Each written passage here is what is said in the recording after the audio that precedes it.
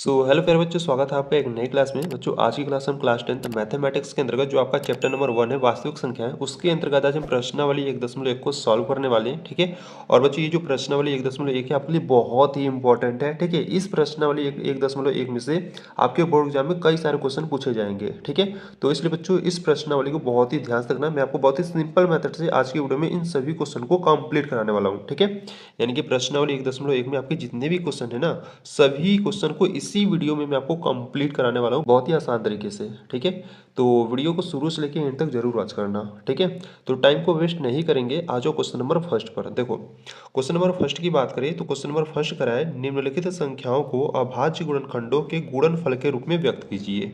ठीक है। यानी कि यहाँ पर आपको कुछ संख्या इस प्रकार से दिया गया है, इसको आपको क्या करना है बच्चों, गुणनफल के रूप में व्यक्त करना है। ठीक है। तो चलो आ जाओ सॉल्व करते हैं। देखो क्वेश्चन नंबर फर्स्ट का फर्स्ट आपको दिया 140। ठीक है। तो 140 को हम क्या करेंगे, गुणनफल के रूप में व्यक्त करेंगे। ठीक है। तो देखो यहाँ से अगर हम बात करें, ठीक है, तो आज हम सॉल्व करने वाले हैं प्रश्नावली प्रश्नावली 1.1। ठीक है। बहुत ही इंपॉर्टेंट है, ध्यान से देखना। ठीक है। तो जो आपका फर्स्ट क्वेश्चन है वो आपको कितना दिया है, 140 दिया है। ठीक है। अब 140 को आपको क्या करना है बच्चों, 140 को आपको गुणनफल के रूप में व्यक्त करना है। ठीक है। तो पहले हम क्या करेंगे, 140 को देखो इस प्रकार से लिखेंगे। ठीक है। और यहाँ से इसको गुणनफल के रूप में व्यक्त करने के लिए आपको देखो पहले क्या करना होगा, पहले क्या करेंगे, पहले हम छोटी संख्या से इसको डिवाइड यानी कि काटेंगे। ठीक है। तो पहले हम क्या करेंगे, यहाँ से 2 से काटेंगे। तो 2 से काटोगे तो 2 सत्ते 14। ठीक है। और यहाँ पे देखो जीरो है तो जीरो उतार दो। ठीक है। फिर देखो 2 से कट रहा है, देखो 2 से कब कब कटता है ये भी आपको ध्यान देना है। ठीक है। देखो जब किसी भी संख्या, जैसे यहाँ पे आपको 140 दिया है ना, इसका जो लास्ट अंक है वो जीरो है। ठीक है। यानी कि जब लास्ट अंक आपका जीरो हो या सम संख्या हो, ठीक है, जीरो हो या सम संख्या हो, तो वो कैसे डिवाइड होगा, वो 2 से डिवाइड होगा। ठीक है। ये आपको ध्यान देना है। तो यहाँ से देखो यहाँ पर आपका जो लास्ट संख्या वो कितना है, जीरो है। ठीक है। तो ये क्या होगा, 2 से डिवाइड यानी कि 2 से कट जाएगा। तो 2 से फिर काटोगे तो 2 त्याई 6। ठीक है। एक बच्चा, एक इसके सामने लाओगे तो ये 10 होगा। ठीक है। तो 2 25 कितना हो जाएगा, 10 हो जाएगा। ठीक है। अब देखो यहाँ पर जो इसका लास्ट अंक है वो 5 है। ठीक है। अब यहाँ से 2 से तो नहीं, ये नहीं कटेगा। ठीक है। 2 से काट लिया, अब 3 से काटोगे तो 3 से भी नहीं कटेगा, 4 से भी नहीं कटेगा, 5 से काटो। 5 से काटोगे तो 5 7 35, और यहाँ पे 7 आ गया तो 7 एक कम 7। ठीक है। तो इस प्रकार से आपको क्या करना है, इसका आपको गुणनफल इस प्रकार से आपको फाइंड कर लेना है। ठीक है। तो यहाँ पर आपको किस प्रकार से लिखोगे, देखो यहाँ पर आपका 140 है, इसको आप लिखोगे 2 गुणे 5 गुणे 7। ठीक है। अब इसको अगर आप सरल रूप में लिखना चाहो तो इस प्रकार से लिख सकते हो, दो देखो दो दो बार है तो 2 के पावर 2 हो जाएगा, गुणे 5 गुणे 7। ठीक है। और ये आपका आंसर, इस प्रकार से आपको गुणनफल के रूप में लिखना था। ठीक है। तो यहाँ पर आपका जो क्वेश्चन नंबर फर्स्ट वो आपका कंप्लीट हुआ। आ जाओ क्वेश्चन नंबर सेकेंड पर। देखो क्वेश्चन नंबर सेकंड की बात करें तो क्वेश्चन नंबर सेकंड आपको दिया है 156। अब 156 को आपको क्या करना है, गुणनफल के रूप में व्यक्त करना है। ठीक है। तो चलो आज इसको भी सॉल्व करते हैं। देखो यहाँ से अगर हम बात करें तो आपको जो सेकंड दिया है वो कितना दिया है, 156 दिया है। ठीक है। तो 156 को भी हम क्या करेंगे, इसी प्रकार से सॉल्व करेंगे। तो देखो पहले आपको क्या करना है बच्चों, पहले आपको छोटी संख्या से काटना है। ठीक है। पहले 2 से काटो। 2 से काटोगे, देखो ध्यान से देखना, 2 सत्ते 14। ठीक है। 2 सत्ते 14, एक बचा, एक इसके सामने लाओगे तो ये 16 हो जाएगा, और 2 अट्ठे 16। ठीक है। फिर देखो 2 से कट रहा है, जो लास्ट वाला अंक है वो क्या है, सम है, यानी कि 2 से कटेगा तो 2 से काटो, 2 त्याई 6, एक बच रहा है, एक इसके सामने लाओगे। ठीक है। 8 के सामने लाओगे तो कितना हो जाएगा, 18 हो जाएगा। 8 के सामने लाओगे तो 18 हो जाएगा, यानी कि 2 नवा 18। ठीक है। अब देखो यहाँ पर 9 आ गया, यानी कि ये आपका विषम है। ठीक है।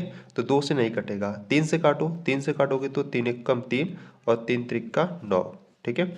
और 13 आ गया तो 13 एक कम 13।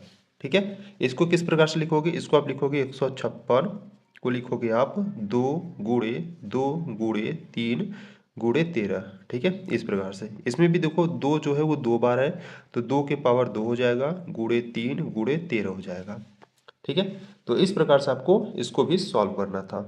अब आ जाओ क्वेश्चन नंबर थर्ड पर। देखो क्वेश्चन नंबर थर्ड की बात करें तो क्वेश्चन नंबर थर्ड आपको क्या दिया है, क्वेश्चन नंबर थर्ड दिया है 3825। ठीक है। ठीक है। तो 3825 का भी हमको क्या करना है, गुणनफल के रूप में व्यक्त करना है। तो क्वेश्चन नंबर थर्ड का जो सॉल्व करते हैं, देखो क्वेश्चन नंबर थर्ड दिया है 3825 दिया है। ठीक है। तो यहाँ से अगर हम बात करें तो यहाँ पर आपको दिया है 3825, तो इसको भी हम क्या करेंगे, डिवाइड करेंगे। ठीक है। तो देखो पहले क्या करो, देखो ये लास्ट वाला अंक देखो यहाँ पर 5 है यानी कि विषम है। ठीक है, यानी कि 2 से तो कटेगा नहीं, तो 3 से काटो। 3 से काटोगे तो देखो 3 एकम 3, ठीक है, और 3 दूना 6, 2 बचेगा तो 2 इसके सामने लाओगे तो 22 हो जाएगा, और 3 सत्ते 21, एक बचेगा, 3 बचे 15, यानी कि 3 से ये कट जाएगा। ठीक है। 3 से काटते हैं तो 3 एकम 3 हो गया। ठीक है, देखो 3 एकम 3, और यहाँ पे देखो 8 है तो 3 दूना 6, ठीक है, 3 दूना 6 हुआ, यानी कि 2 बच रहा है, 2 इसके 2 के सामने लाओगे तो 22 हो जाएगा। 3 सत्ते कितना होता है, 21 होता है, एक बच्चा है इसमें से, एक इसके 5 के आगे लाओगे तो ये, अगर 5 के आगे एक लाओगे तो ये 15 हो जाएगा, और 3 बच्चे कितना हो जाएगा, 15। ठीक है, इस प्रकार से आपको डिवाइड करना है। अब देखो यहाँ पर भी कितना है, 5 है। ठीक है, फिर क्या करो, 3 से काटो, तो 3 से काटोगे तो 3 चौक के 12, ठीक है, और 3 दूना 6, एक बचा, 3 बचे 15। ठीक है, अब ये 425 हो गया। ठीक है, अब ये 3 से डिवाइड नहीं होगा, कोशिश कर सकते हो, देखो 3 एकम 3, ठीक है, 3 एकम 3 हो गया, एक बचा, एक इसके सामने लाओगे, 2 के सामने लाओगे तो 12 हो जाएगा, 3 चौक का 12, और यहाँ पर आपका 5 बचेगा, यानी कि 3 से डिवाइड नहीं होगा। ठीक है, 4 से नहीं होगा, 5 से, देखो 5 से काटोगे तो 5 चौवाठे 40, ठीक है, 40, यानी कि 2 बचा है इसमें से, 2 5 के सामने लाओगे तो 25 हो जाएगा, और 5 पचे 25। ठीक है, इसी प्रकार से फिर 5 से काट लो, 5 से कटेगा, 5 एकम 5, और यहाँ पर 3 बचेगा, हाँ कटेगा, तो 5 से काटोगे तो 5 एकम 5, 3 बचा, 3 इसके सामने, 5 के सामने लाओगे तो 35 हो जाएगा, और 7 बचे 35। ठीक है, 17 आ गया, 17 एकम 17। ठीक है, यानी कि 3825 को आप क्या लिख सकते हो, 3825 को लिख सकते हो 3 × 3 × 5 × 5 × 17 लिख सकते हो। ठीक है, अगर इसको सही रूप में लिखें तो इसको आप लिख सकते हो, देखो 3 2 बार है तो 3 का स्क्वायर, 5 2 बार है तो 5 का स्क्वायर, गुणे 17। ठीक है, और ये आंसर हो गया आपका। ठीक है, अब आ जाओ क्वेश्चन नंबर 4 पर। देखो क्वेश्चन नंबर 4 आपको दिया है 5005 दिया है। ठीक है, अब इसको भी हमको क्या करना है, गुणनफल के रूप में व्यक्त करना है। तो यहाँ से अगर हम बात करें क्वेश्चन नंबर 4 की, तो आपको कितना दिया है, 5005 दिया है। देखो 5005, ठीक है, तो इसको भी क्या करेंगे, पहले 2 से काटो, देखो पहले 2 से काटोगे तो नहीं कटेगा, ठीक है, क्योंकि इसका जो लास्ट अंक है वो विषम है। ठीक है, तो 2 से तो नहीं कटेगा, 3 से काटोगे कटेगा, नहीं कटेगा, 4 से नहीं कटेगा, 5 5 से काटो, 5 से काटोगे तो 5 एकम 5, जीरो उतारो, जीरो उतारो, और यहाँ पर 5 एकम 5। ठीक है, अब देखो ये संख्या किस संख्या से कटेगा, यहाँ पर 1001 है। ठीक है, अब 5 से तो कटेगा नहीं, 6 से भी नहीं कटेगा, 7 से देखो, 7 एकम 7, 3 बचेगा, 7 चौक 28, 2 बचेगा, 17 का 21, यानी कि 3 7 से कट जाएगा। ठीक है, 7 से काटोगे तो देखो 7 एकम 7, ठीक है, इसमें से 3 बचा, ठीक है, 3 जीरो के आगे लाओगे तो 30 हो जाएगा, 7 चौक 28। ठीक है, इमेजिन आपको करना है, ठीक है, यहाँ पर आपको लिखना नहीं है।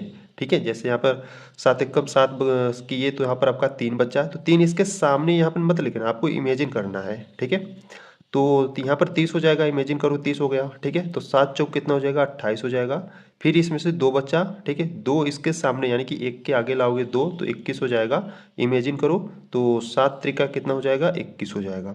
ठीक है, अब 143 आ गया, तो 7 से तो कटेगा नहीं, ठीक है, 8 से काटोगे तो नहीं कटेगा, 9 से भी नहीं, 10 से भी नहीं, 11 से काटो, 11 से काटोगे तो देखो 11 एकम 11, ठीक है, यहाँ से 3 बचा, 3 3 के सामने लाओगे तो 33 हो जाएगा, और 11 3 33 हो जाएगा। ठीक है, और यहाँ से 13 एकम 13।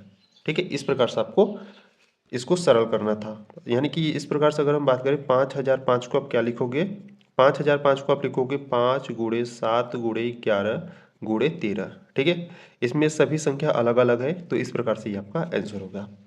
ठीक है, अब आ जाओ क्वेश्चन नंबर 5 पर। क्वेश्चन नंबर 5 की बात करें तो देखो क्वेश्चन नंबर 5 आपको क्या दिया है, क्वेश्चन नंबर 5 दिया है 7429। ठीक है, अब इसको चलो आज सॉल्व करते हैं। आपको कितना दिया है, 7429। ठीक है, तो यहाँ से लिखेंगे हम 7429, अब इसको डिवाइड करो। देखो यहाँ पर जो लास्ट वाला अंक है वो 9 है। ठीक है, तो 2 से तो होगा नहीं, 3 से देखो, 3 दूना 6, ठीक है, 1 बचा, 3 चौका 12, ठीक है, इसमें से 2 बचेगा, तो 3 7 21, 1 बचाएगा तो 19 हो जाएगा, ठीक है, जो कि नहीं कटेगा। 3 से भी नहीं कटेगा, 4 से भी नहीं, 5 से तो कटेगा ही नहीं, 6 से भी नहीं, 7 से तो नहीं कटेगा, 8 से नहीं कटेगा, ठीक है, 9 से काटोगे तो नहीं कटेगा, ठीक है। ये संख्या जो है बेटा ना वो किससे कटेगा, 17 से कटेगा।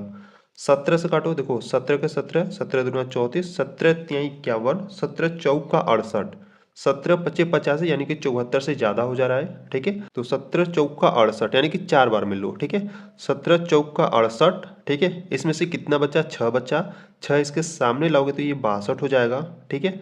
तो 17 का 17, 17 दूना 34, 17 तिहाई 51, ठीक है, 62 से कम है तो 51 हो गया, ठीक है।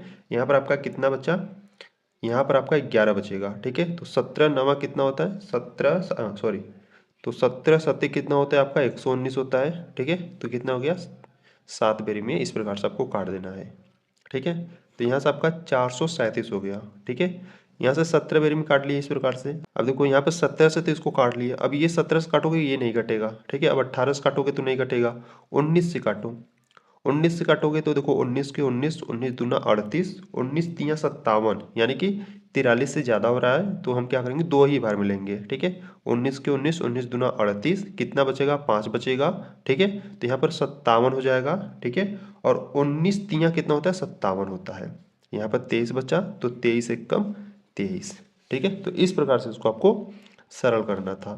तो यहाँ से कितना हो गया, 7429 को हम क्या लिख सकते हैं, 17 गुणे 19 गुणे 23, और ये आपका आंसर हो गया, ठीक है। तो बच्चों इस प्रकार से आपको क्वेश्चन नंबर फर्स्ट को सॉल्व करना था, जिसमें आपके 5 क्वेश्चन दिए गए थे, ठीक है। ऐसे क्वेश्चन आपके बोर्ड एग्जाम में पूछे जाएंगे, इसलिए आपको ध्यान से करना है, ठीक है। अब आ जाओ क्वेश्चन नंबर सेकेंड पर। देखो क्वेश्चन नंबर सेकेंड की बात करें तो क्वेश्चन नंबर सेकेंड का है, पूर्णांकों के निम्नलिखित युग्मों के एचसीएफ और एलसीएम ज्ञात कीजिए तथा इसकी जांच कीजिए कि दो संख्याओं का गुणनफल इज इक्वल टू एचसीएफ गुणे एलसीएम है, ठीक है। यानी कि पहले हमको क्या करना है, एचसीएफ और एलसीएम ज्ञात करना है, फिर उसके बाद जांच करना है कि दो संख्याओं का गुणनफल यानी कि दो संख्या जो दिया गया है और एचसीएफ और एलसीएम के गुणनफल के बराबर है कि नहीं, ठीक है, ये हमको जांच कर बताना है। तो चलो आ जाओ सॉल्व करते हैं क्वेश्चन नंबर सेकेंड को। देखो यहां से अगर हम बात करें क्वेश्चन नंबर सेकेंड की, ठीक है, क्वेश्चन नंबर सेकेंड की, क्वेश्चन नंबर सेकेंड के क्वेश्चन नंबर फर्स्ट आपको जो दिया है वो आपको क्या दिया है, आपको दिया है 26 और 91 दिया है, ठीक है। 26 और 91 आपको इस प्रकार से दिया गया है, ठीक है। तो पहले हम क्या करेंगे, इनका एचसीएफ और एलसीएम फाइंड करेंगे, ठीक है। तो एचसीएफ और एलसीएम कैसे ज्ञात करेंगे, पहले ध्यान से देखो। पहले हम क्या करेंगे, इस 26 और 91 का हम पहले अभाज्य गुणनखंड करेंगे, ठीक है। पहले क्या करते हैं, 26 का करते हैं, ठीक है। देखो पहले छोटी संख्या से काटो 2 से, तो 2 से काटोगे तो 2 एक कम 2, 2 तिहाई 6, ठीक है। यहाँ पे कितना आ गया 13, तो 13 एक कम 13 हो गया, ठीक है। दूसरा संख्या क्या है 91, तो इसका भी हम क्या करेंगे, अभाज्य गुणनखंड करेंगे, ठीक है। देखो 91 है, ठीक है। अब 91 है तो ये तो आपका 2 से तो कटेगा नहीं, 3 से भी नहीं कटेगा, ठीक है, 4 से नहीं कटेगा, 5 से नहीं कटेगा, 6 से भी नहीं कटेगा, 7 से काटो तो 7 एक कम 7, 2 बच्चा, 2 1 के सामने लाओगे तो 21 हो जाएगा, और 7 त्रिका 21, ठीक है। 7 त्रिका 21 हो गया, ठीक है। और यहाँ पर 13 आ गया, तो 13 एक कम 13, ठीक। यानी कि देखो यहाँ से अगर हम बात करें, ये जो आपका 26 है इसको हम लिख सकते हैं 2 गुणे 13, और ये जो 91 है इसका अभाज्य गुणनखंड करने पर कितना आ गया, 7 गुणे 13 आ गया, ठीक है। हमको क्या ज्ञात करना है, हमको एचसीएफ और एलसीएम ज्ञात करना है, ठीक है। तो ध्यान समझो एचसीएफ कैसे ज्ञात करते हैं। देखो एचसीएफ की बात करें तो एचसीएफ में जो कॉमन मिलता है, ठीक है, एचसीएफ में जो कॉमन मिले दोनों संख्याओं में उसी को लेंगे, ठीक है। देखो जैसे यहाँ पे देखो 13 इसमें भी है, 13 इसमें भी है, तो ये हमको कॉमन मिला यानी कि उभयनिष्ठ मिला, ठीक है। तो इसका जो एचसीएफ होगा वो कितना हो गया आपका 13 हो गया, ठीक है। एलसीएम की बात करें तो ध्यान से समझो, एलसीएम में आपको क्या करना है बच्चों, जो कॉमन मिले उसको तो लेना ही है, ठीक है। जैसे देखो यहाँ पे 13 कॉमन मिला तो उसको आपको लेना ही है, जो संख्याएं बच रही है उन सभी को ले लेना है, ठीक है। जो कॉमन मिला उसको ले लिए, और यहाँ पे दो संख्याएं बच रही है तो इनको भी आपको ले लेना है, ठीक है। और इनका गुणा करके लिख दो। तो देखो 13 यहाँ पर है, और 13 दूना 26, और 26 सत्ते कितना होता है, 26 सत्ते आपका कितना होता है 182 होता है, ठीक है। तो इस प्रकार से जो HCF है वो 13 आ गया, जो LCM है वो कितना आ गया 182 आ गया।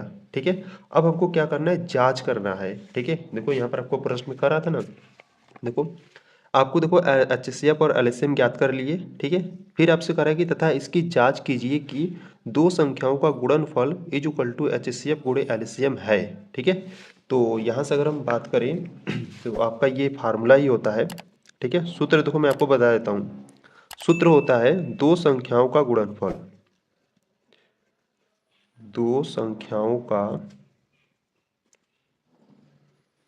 गुणनफल, दो संख्याओं का गुणनफल इज इक्वल टू होता है आपका HCF गुणे LCM होता है। ठीक है, और इसी को आपको जांच करना है कि भैया कि दो संख्याओं का गुणनफल करने पर और HCF और LCM का गुणनफल करने पर इन दोनों संख्याओं का जो मान है वो बराबर है कि नहीं। ठीक है, यही हमको क्या करना है, जांच करना है। ठीक है, तो दो संख्याओं का आंसर भैया, दो संख्या भैया आपका है 26 और 91 है। ठीक है, तो पहला संख्या आपका क्या है 26 है, गुणे दूसरा संख्या क्या है 91 है।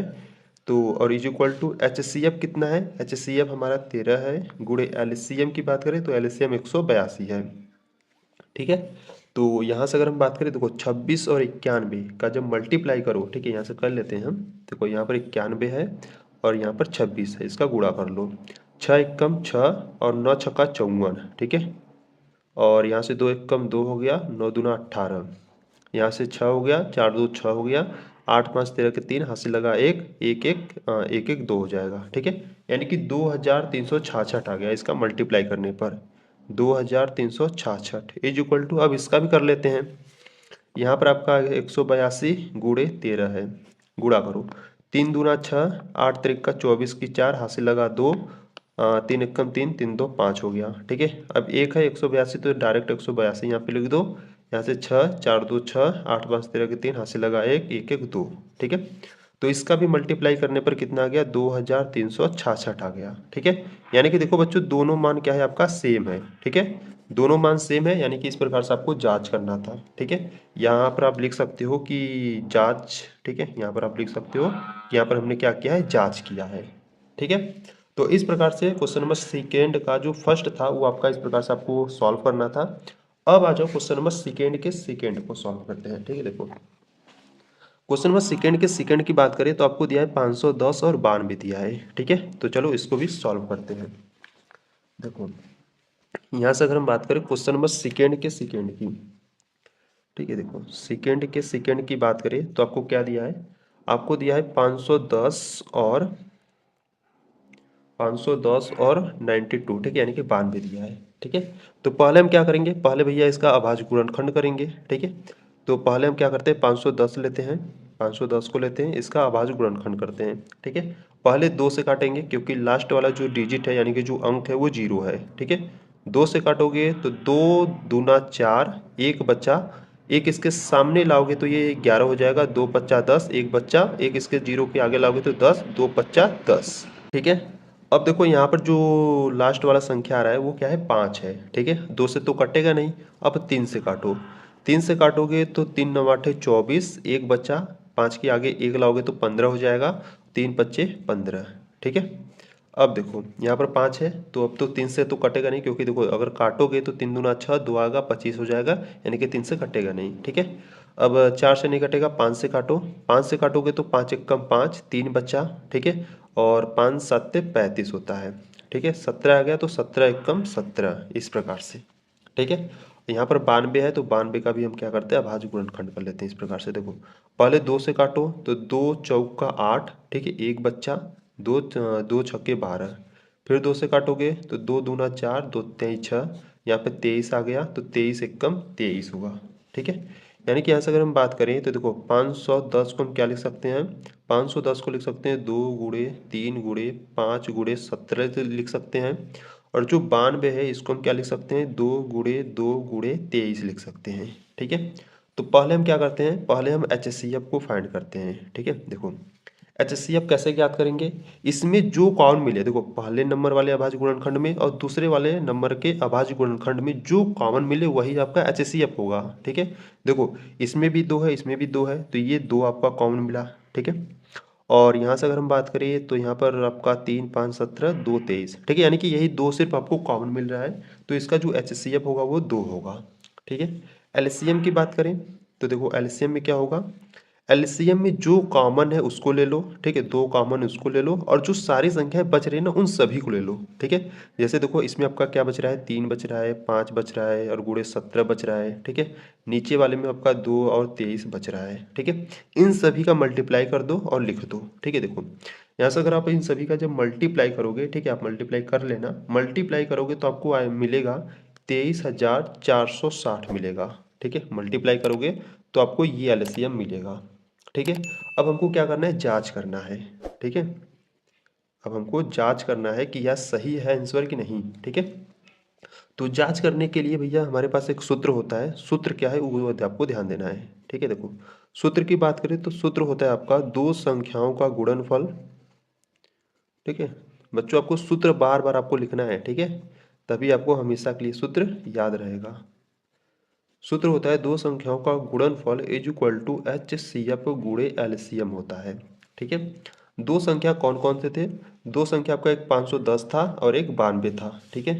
तो पहला संख्या जो था वो आपका 510 था, दूसरा संख्या आपका 92 था, इज इक्वल टू HCF की बात करें तो HCF हमारे कितना आया था, 2 आया था, और गुणे LCM की बात करें तो LCM हमारा कितना आया था, 23,460 आया था, ठीक है।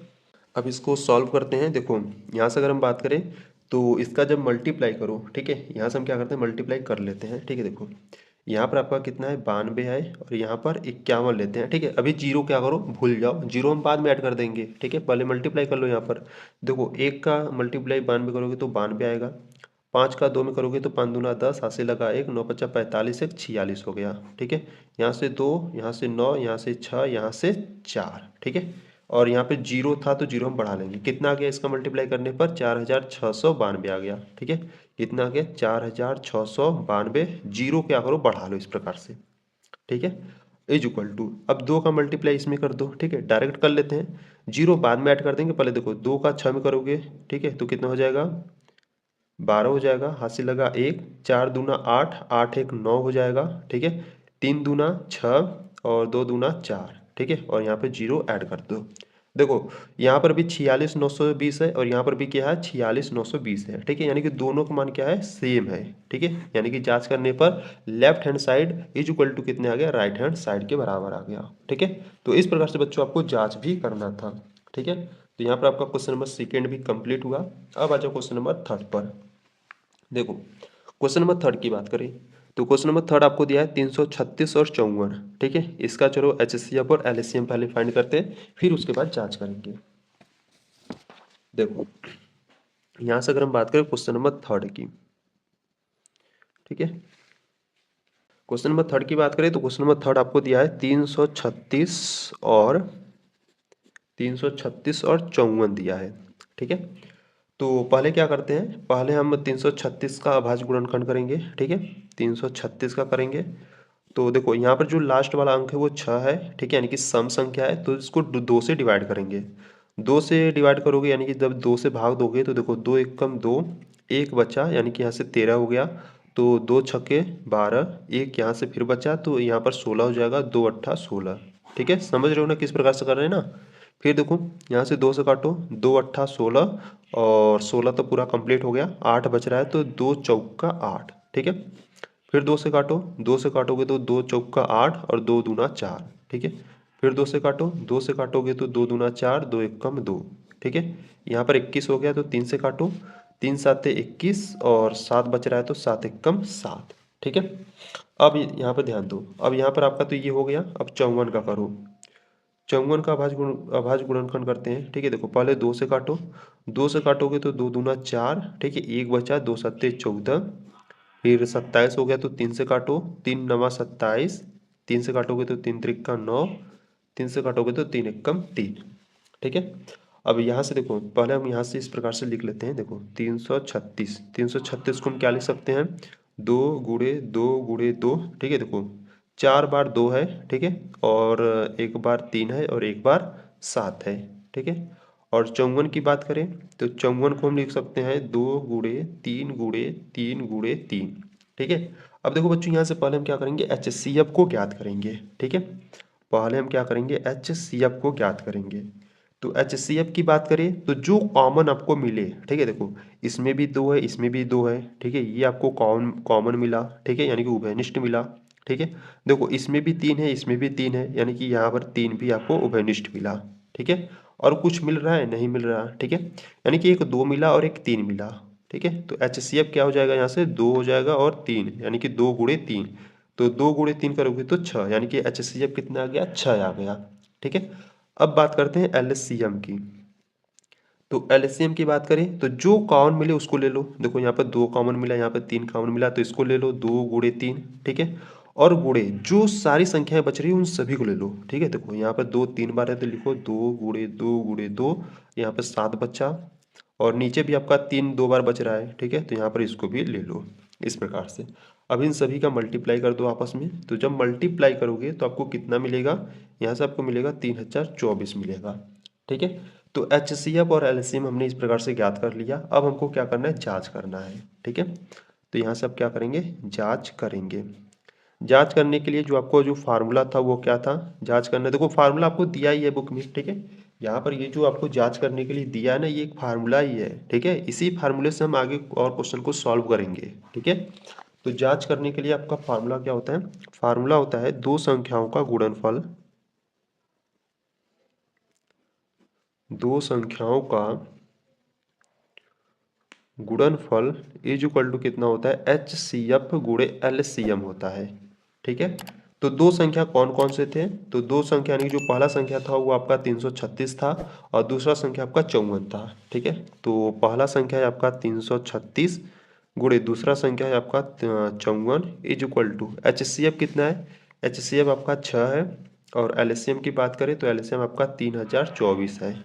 ठीक है, अब देखो, अब इसका आपस में मल्टीप्लाई करते हैं, अगर दोनों का मान सेम आएगा तो ये जो HCF और LCM हमने फाइंड किया है वो सही होगा। ठीक है, तो 336 का गुणा 54 में करते हैं, यहाँ पर कर लेते हैं। देखो 336 है, गुणे कितना है, 54 करना है। ठीक है, तो 4 का गुणा 6 में करोगे तो 4 छक्के कितना होता है, 24 होता है, हासिल लगा 2, और 4 तेई 12, 2 14 की 4, हासिल लगा 1, 4 तेई 12, 12 1 13, 5 का करो 6 पंजे 30, 3 हासिल, 5 तेई 15, 3 18, हासिल 1, और 3 पच्चे 15 1 16।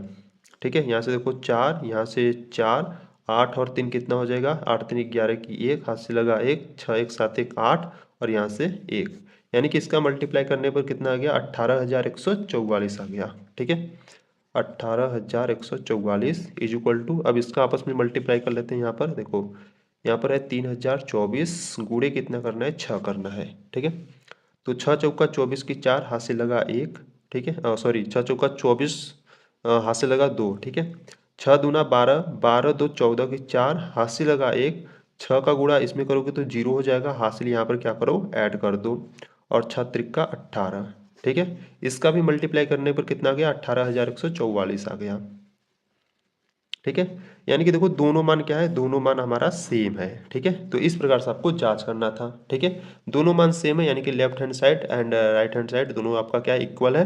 तो हमारा जो HCF और LCM है ये दोनों मान हमारे सही है इस प्रकार से। ठीक है, तो यहाँ पर आपका जो क्वेश्चन नंबर 3 है वो भी आपका कंप्लीट हुआ।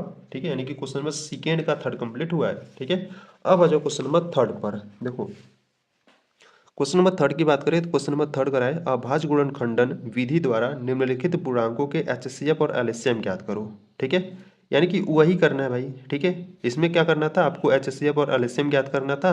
LCM और HCF ज्ञात करने के बाद आपको यहाँ पर जांच करना था। ठीक है, पर इसमें आपको जांच नहीं करना है, इसमें आपको क्या करना है, सीधा आपको HCF और LCM ज्ञात करना है। ठीक है, तो चलो आ जाओ सॉल्व करते हैं क्वेश्चन नंबर 3 को। क्वेश्चन नंबर 3 के फर्स्ट वाला देखो आपको दिया 12 15 और 21। ठीक है, यानी कि आपको इसमें 3 संख्याएं दी गई है, तो इसका आपको HCF और LCM ज्ञात करना है। ठीक है, तो आ जाओ देखो, देखो यहाँ से अगर हम बात करें क्वेश्चन नंबर 3 की, क्वेश्चन नंबर 3 के क्वेश्चन नंबर फर्स्ट को देखें तो आपको क्या दिया है, 12 दिया है, 15 दिया है, और यहाँ से आपको दिया है 21 दिया है। ठीक है, तो इन तीनों संख्याओं का हमको क्या करना है, HCF और LCM ज्ञात करना है। ठीक है, तो देखो बच्चों यहाँ से अगर हम बात करें तो पहले हम क्या करेंगे, 12 का अभाज्य गुणनखंड करेंगे। ठीक है, 12 का करते हैं, पहले क्या करेंगे, 2 से डिवाइड करेंगे, दो दो छक्के 12, फिर 2 से करोगे तो 2 तिहाई 6, फिर यहाँ से 3 एकम 3 हो जाएगा। ठीक है, यानी कि यहाँ पर 12 को आप क्या लिख सकते हो, 12 को आप लिखोगे 2 गुणे 3 लिखोगे। ठीक है, अब यहाँ पर आपको 15 है तो यहाँ से 15 का भी करेंगे। देखो यहाँ से पहले 3 से काटोगे तो 3 पच्चे 15, यहाँ से 5 से काटोगे तो 5 एकम 5। ठीक है, और यहाँ पर 21 है तो 21 का भी कर लेते हैं। ठीक है, देखो 3 से काटोगे तो 3 साते 21, 7 से काटोगे तो 7 एकम 7। ठीक है, यानी कि यहाँ से अगर हम बात करें तो 15 को आप क्या लिख सकते हो, 15 को आप लिखोगे 3 गुणे 5। ठीक है, और 21 को क्या लिखोगे, 21 को लिखोगे आप 3 गुणे 7 लिखोगे। ठीक है, अब यहाँ से हमको क्या करना है, एचसीएफ और एलसीएम फाइंड करना है। ठीक है, तो पहले हम क्या करेंगे, पहले हम एचसीएफ को ज्ञात करेंगे। ठीक है, पहले हम क्या करेंगे, पहले हम एचसीएफ को ज्ञात करेंगे। एचसीएफ कैसे ज्ञात करना है ये ध्यान दो। ठीक है, देखो जो कॉमन मिले, ठीक है, जो कॉमन मिले वो आपका क्या होगा, एचसीएफ होगा। ठीक है, देखो देखो यहाँ पर आपका 3 है, यहाँ पर 3 है, यहाँ पर 3 है। ठीक है, तीनों में जो कॉमन मिलेगा वही एचसीएफ होगा, ये आपको ध्यान देना है। ठीक है, यहाँ पे देखो 3 आपको कॉमन मिला, ये वाला 3।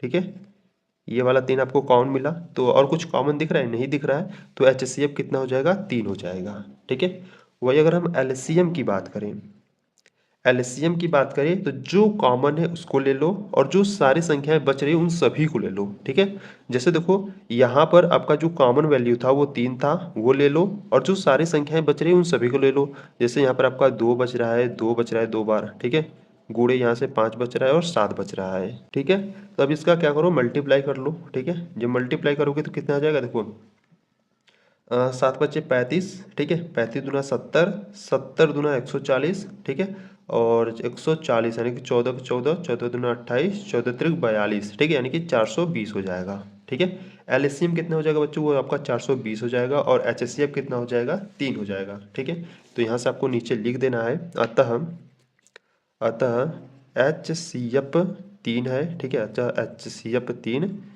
तथा एलसीएम कितना है, 420 है। ठीक है, इस प्रकार से ये आपका आंसर हो गया। ठीक है, तो इसी प्रकार से आपको सभी क्वेश्चन को सॉल्व करना है जो क्वेश्चन नंबर 3 में दिया गया है। ठीक है, अब देखो क्वेश्चन नंबर 3 का फर्स्ट तो आपका कंप्लीट हो गया। आ जाओ क्वेश्चन नंबर सेकेंड पर। आपको सेकेंड वाले में दिया है 17, 23 और 29 दिया है। ठीक है, अब इसको हमको सॉल्व करना है, तो आ जाओ सॉल्व करते हैं। देखो यहाँ से अगर हम बात करें क्वेश्चन नंबर सेकेंड की, तो क्वेश्चन नंबर सेकेंड में आपको कितना दिया है, 17 दिया है, 23 दिया है, और यहाँ से 29 दिया है। ठीक है, तो पहले क्या करते हैं, 17 का अभाज्य गुणनखंड करते हैं। ठीक है, देखो 17 का करोगे तो 17 भैया आपका एक ही बार में होगा। ठीक है, इसी प्रकार से अगर आप 23 का करोगे तो 23 का भी एक ही बार में होगा, क्योंकि 23 एकम 23। ठीक है, इसी प्रकार जब 29 का करोगे तो 29 का भी एक ही बार में होगा। ठीक है, 29 एकम 29। ठीक है, यानी कि यहाँ से 17 को आप क्या लिख सकते हो, 17 को लिखोगे आप 17 गुणे 1। इसी प्रकार आप 23 को क्या लिखोगे, 23 को आप लिखोगे 23 गुणे 1। ठीक है, और यहाँ पर आपका 29 है तो 29 को क्या लिखोगे, 29 गुणे 1 लिखोगे। ठीक है, अब देखो यहाँ से अगर हम बात करें एचसीएफ की, तो इन तीनों में आपको क्या कॉमन दिख रहा है, देखो इन तीनों संख्याओं में जो एक है, ठीक है, इन तीनों संख्याओं में जो एक है वो आपको कॉमन दिख रहा है। ठीक है, अगर कुछ भी कॉमन ना मिले तो भी उसका एचसीएफ क्या होता है, एक होता है। ठीक है, देखो इसका जो इसमें कि आपको क्या कॉमन दिख रहा है, एक कॉमन दिख रहा है, तो इसका एचसीएफ एक हो जाएगा। ठीक है, एलसीएम की बात करें तो एलसीएम में आपको क्या करना है, जो कॉमन है उसको ले लो। ठीक है, और जो सारी संख्याएं बच रही हैं उन सभी को ले लो। तो देखो यहाँ पर आपका 17 बच रहा है, गुणे 23 बच रहा है, और यहाँ पर 29 बच रहा है। ठीक है, अब इन तीनों का मल्टीप्लाई कर दो। ठीक है, तीनों का मल्टीप्लाई करोगे तो आपको मिलेगा 11,339 मिलेगा। ठीक है, ये आपका एलसीएम हो जाएगा। ठीक है, तो यहाँ से आपको नीचे लिख देना है, अतः अतः अतः जो एचसीएफ है, अतः जो एचसीएफ है वो एक है, तथा तथा जो एलसीएम है वो कितना है, 11,339 है। ठीक है, इस प्रकार से ये आपका क्वेश्चन नंबर सेकेंड भी कंप्लीट हुआ। अब आ जाओ क्वेश्चन नंबर थर्ड पर। देखो क्वेश्चन नंबर थर्ड की बात करें तो क्वेश्चन नंबर थर्ड आपको क्या दिया है, 8, 9, 25 दिया है। ठीक है, तो इसको भी आ जाओ सॉल्व करते हैं। क्वेश्चन नंबर थर्ड आपको कितना दिया है, 8 दिया है, 9 दिया है और और 25 दिया है। ठीक है, तो पहले क्या करते हैं, 8 का अभाज्य गुणनखंड करेंगे।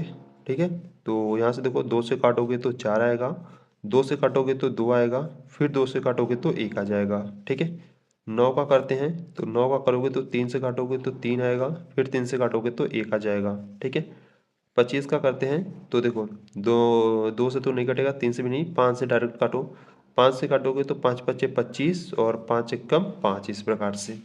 ठीक है, यहाँ पर अगर हम बात करें तो 8 को हम लिख सकते हैं 2 गुणे 2 और 9 की बात करें तो 9 को लिख सकते हैं 3 गुणे 3 और 25 की बात करें तो 25 को हम लिखेंगे 5 गुणे 5।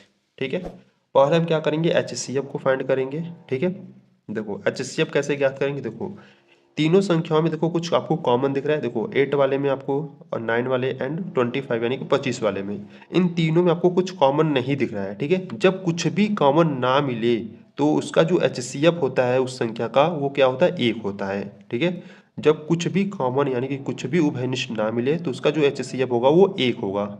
ठीक है, अब आ जाओ LCM। एलसीएम की बात करें तो एलसीएम में देखो कुछ कॉमन मिला ही नहीं है, यानी कि सारी संख्याओं को हमको लिख लेना है इस प्रकार से। ठीक है, सारे संख्याओं को लिखो, देखो यहाँ पर 2 कितनी बार है, 3 बार है, तो 2 के पावर 3 लिख लो। 3 कितनी बार है, 2 बार है, तो 3 के पावर 2 लिख लो। 5 2 बार है तो 5 के पावर 2 हो गया। ठीक है, अब 2 के पावर 3 है। ठीक है, तो यानी कि 2 के पावर 3 यानी कि 2 का क्यूब कितना होता है, 8 होता है, गुणे 3 का स्क्वायर यानी कि 3 के पावर 2 है तो इसका जो स्क्वायर होता है वो 9 होता है, और गुणे 5 का स्क्वायर कितना होता है, 25 होता है। ठीक है, अब इसका मल्टीप्लाई आपस में कर लो। ठीक है, मल्टीप्लाई करोगे तो आपको कितना मिलेगा, 1800 मिलेगा। ठीक है, यानी कि जो एलसीएम है वो कितना हो गया, 1800 हो गया। ठीक है, तो नीचे यहाँ से आपको लिख देना है, अतः अतः HCF कितना है, 1 है, तथा तथा जो एलसीएम है वो कितना है, 1800 है। ठीक है, इस प्रकार से। ठीक, तो यहाँ पर आपका क्वेश्चन नंबर 3 भी कंप्लीट हो गया। अब आ जाओ क्वेश्चन नंबर 4 को सॉल्व करते हैं। देखो क्वेश्चन नंबर 4 की बात करें तो क्वेश्चन नंबर 4 आपको करा है HCF 306 and 657 is equal to 9। ठीक है, यानी कि इन दोनों संख्याओं का जो HCF है वो 9 है, दिया गया है, और LCM इन दोनों संख्याओं का आपको ज्ञात करना है। ठीक है, तो चलो आ जाओ सॉल्व करते हैं क्वेश्चन नंबर 4 को।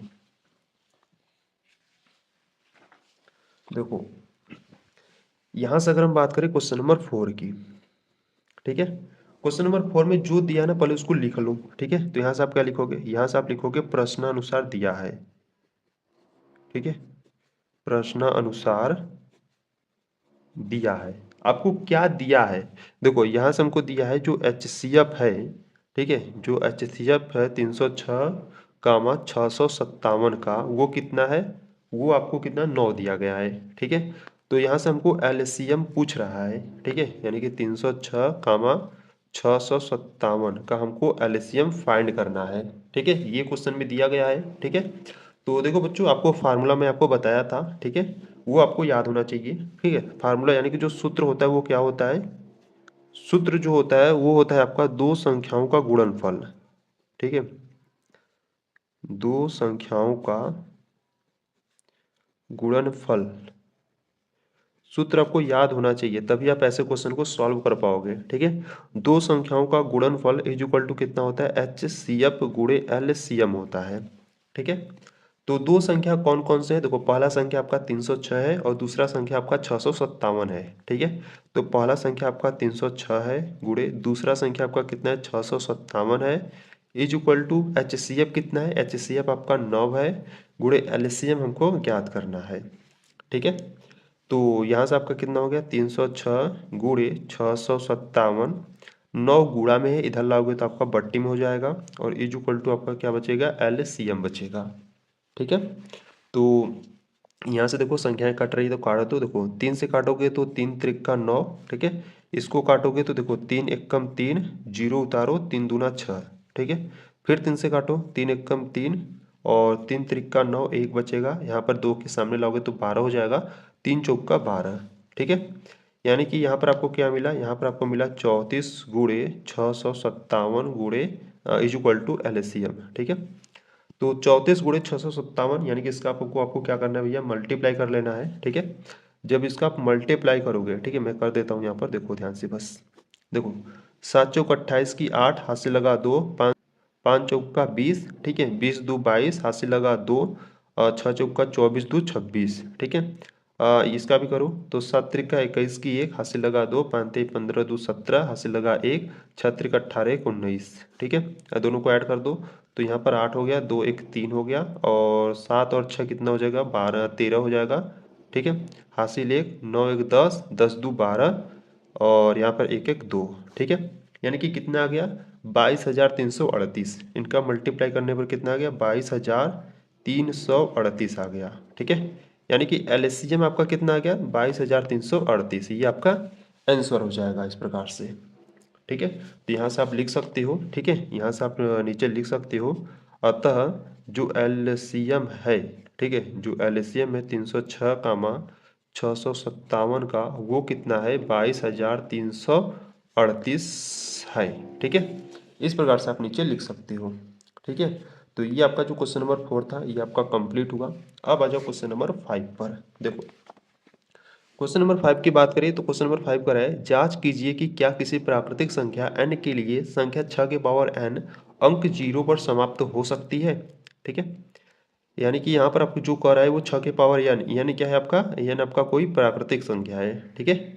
तो ये अंक 0 पर समाप्त हो सकती है कि नहीं, ये हमको क्या करना है, जांच करना है, ठीक है। तो चलो आ जाओ सॉल्व करते हैं क्वेश्चन नंबर 5 को। देखो यहाँ से अगर हम बात करें क्वेश्चन नंबर 5 की, ठीक है, क्वेश्चन नंबर 5 में आपको दिया क्या है, ठीक है। देखो यहाँ से पहले लिखो, प्रश्न अनुसार दिया है,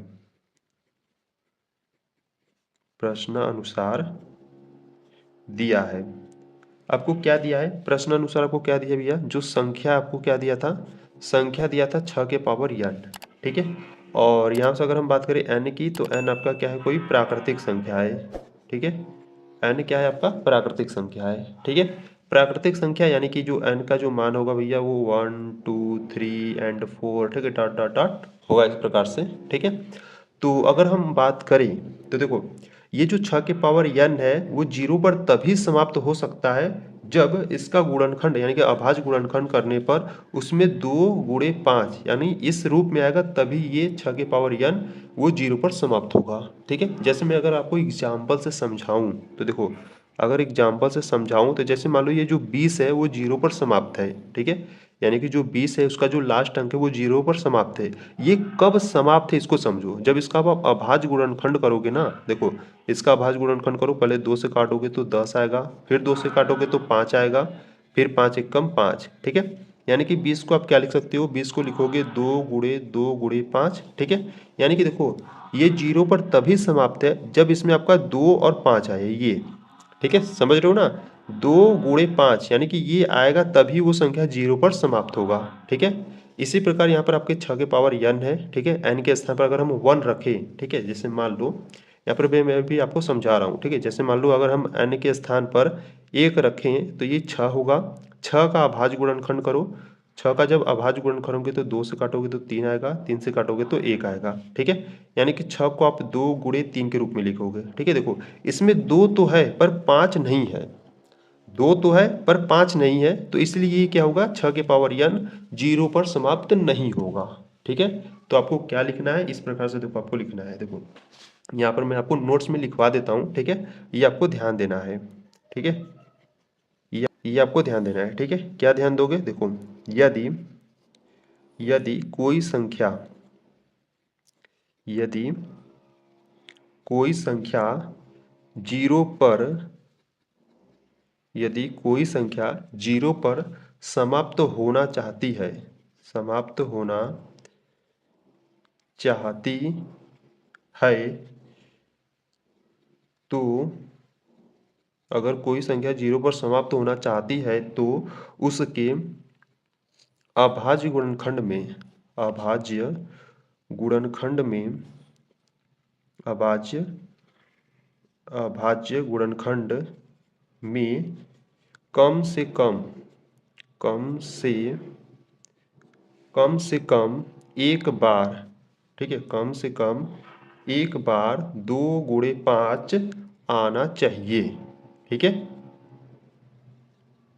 एक बार 2 गुणे 5 आना चाहिए। ये आएगा तभी कोई संख्या 0 पर समाप्त हो सकती है, अन्यथा नहीं हो सकती है। ठीक है, तो यहाँ से अगर हम बात करें तो देखो यहाँ पर 6 की पावर n था। ठीक है, तो यहाँ से इसको अगर सॉल्व करेंगे, ठीक है, अतः देखो यहाँ से अगर हम बात करें, देखो 6 की पावर n, ठीक है, अगर हम मान लो n इज इक्वल टू 1 रखें, ठीक है, n इज इक्वल टू 1 रखने पर, अब n इज इक्वल टू 1 हम क्यों रख रहे हैं, क्योंकि देखो n क्या है, आपका प्राकृतिक संख्या है।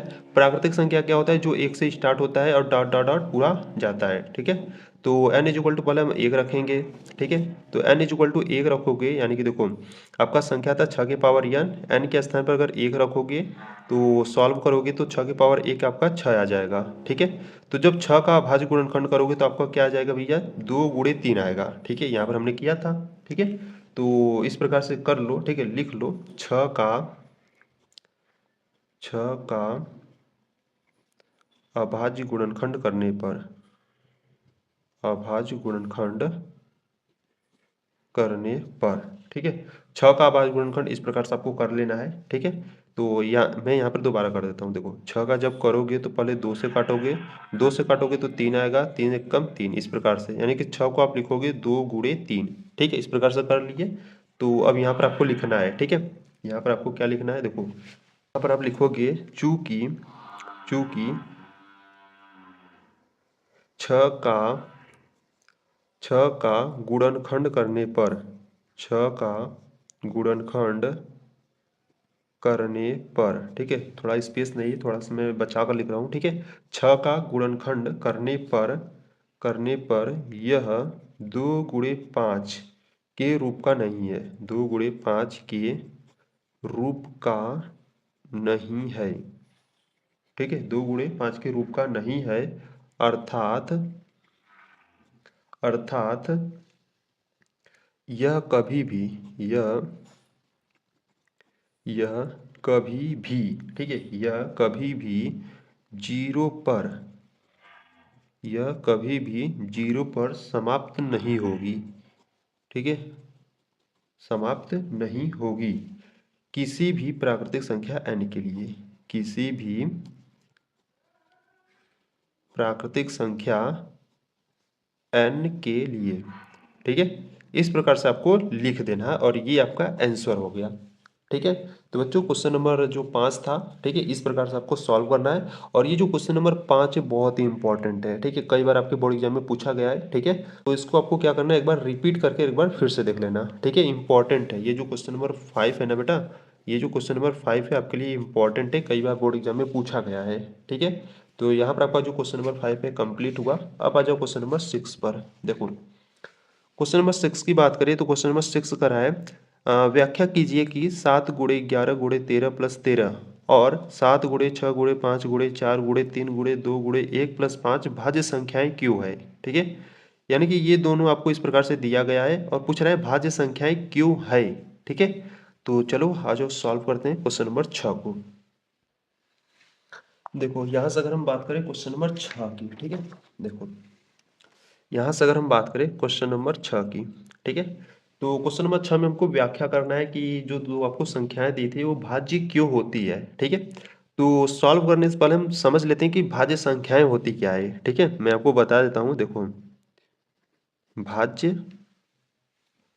भाज्य संख्याएं, ठीक है, भाज्य संख्या क्या होती है। ठीक है, तो यहाँ पर मैं लिख देता हूँ, जिन संख्या का, ठीक है, जिन संख्या के जिन संख्या के दो से ज्यादा जिन संख्या के 2 से ज्यादा गुणनखंड होते हैं, गुणनखंड होते हैं ठीक है, उसे हम क्या कहते हैं, भाज्य संख्या कहते हैं। उसे भाज्य संख्या कहते हैं। ठीक है, यानी कि जिन संख्या के 2 से ज्यादा गुणनखंड होते हैं उसे हम क्या कहते हैं, भाज्य संख्या कहते हैं। ठीक है, अगर हम एग्जाम्पल से समझे, ठीक है, अगर हम एग्जाम्पल से समझे तो भाज्य संख्या आपका क्या होगा, 4 होगा, 6 होगा, 8 होगा, 10 होगा। ठीक है। ये आपके क्या होंगे, भाज्य संख्या होंगे। क्योंकि देखो अगर आप 4 का गुणनखंड करोगे, ठीक है, जब आप 4 का गुणनखंड करोगे तो 2 से काटोगे तो 2 आएगा, ठीक है, 2 से काटोगे तो 1 आएगा। यानी कि आप क्या लिखोगे, 4 को लिख सकते हो 2 गुणे 2 गुणे 1 लिख सकते हो, ठीक है। यानी कि देखो इसका जब आप गुणनखंड कर रहे हो तो इसके क्या है, 2 से ज्यादा उसके क्या है, गुणनखंड है, ठीक है। तो ऐसी संख्याएं जिनके 2 से ज्यादा गुणनखंड होते हैं उसे हम क्या कहते हैं, भाज्य संख्या कहते हैं, ठीक है। और अभाज्य संख्या क्या होता है, अभाज्य संख्या भी देख लो भैया, ठीक है, यहीं पर मैं आपको बताता हूँ अभाज्य संख्या क्या होता है, ठीक है। अभाज्य संख्या, तो एग्जाम्पल ले लो अभाज्य संख्या की, ठीक है। एग्जाम्पल ले लेते हैं अभाज्य संख्या की। अभाज्य संख्या की बात करें तो अभाज्य संख्या क्या होता है, ऐसी संख्याएं जो स्वयं और एक से कटे उसे हम क्या कहते हैं, अभाज्य संख्या कहते हैं, ठीक है। एग्जाम्पल में जैसे 2 हो गया, 3 हो गया, 5 हो गया, 7 हो गया, ठीक है। ये ऐसी संख्या है जो स्वयं कटेंगे या एक से कटेंगे, ठीक है। जैसे देखो दो दो क्या हो सकता है, दो एक तो भैया एक से कटेगा और एक स्वयं से कटेगा।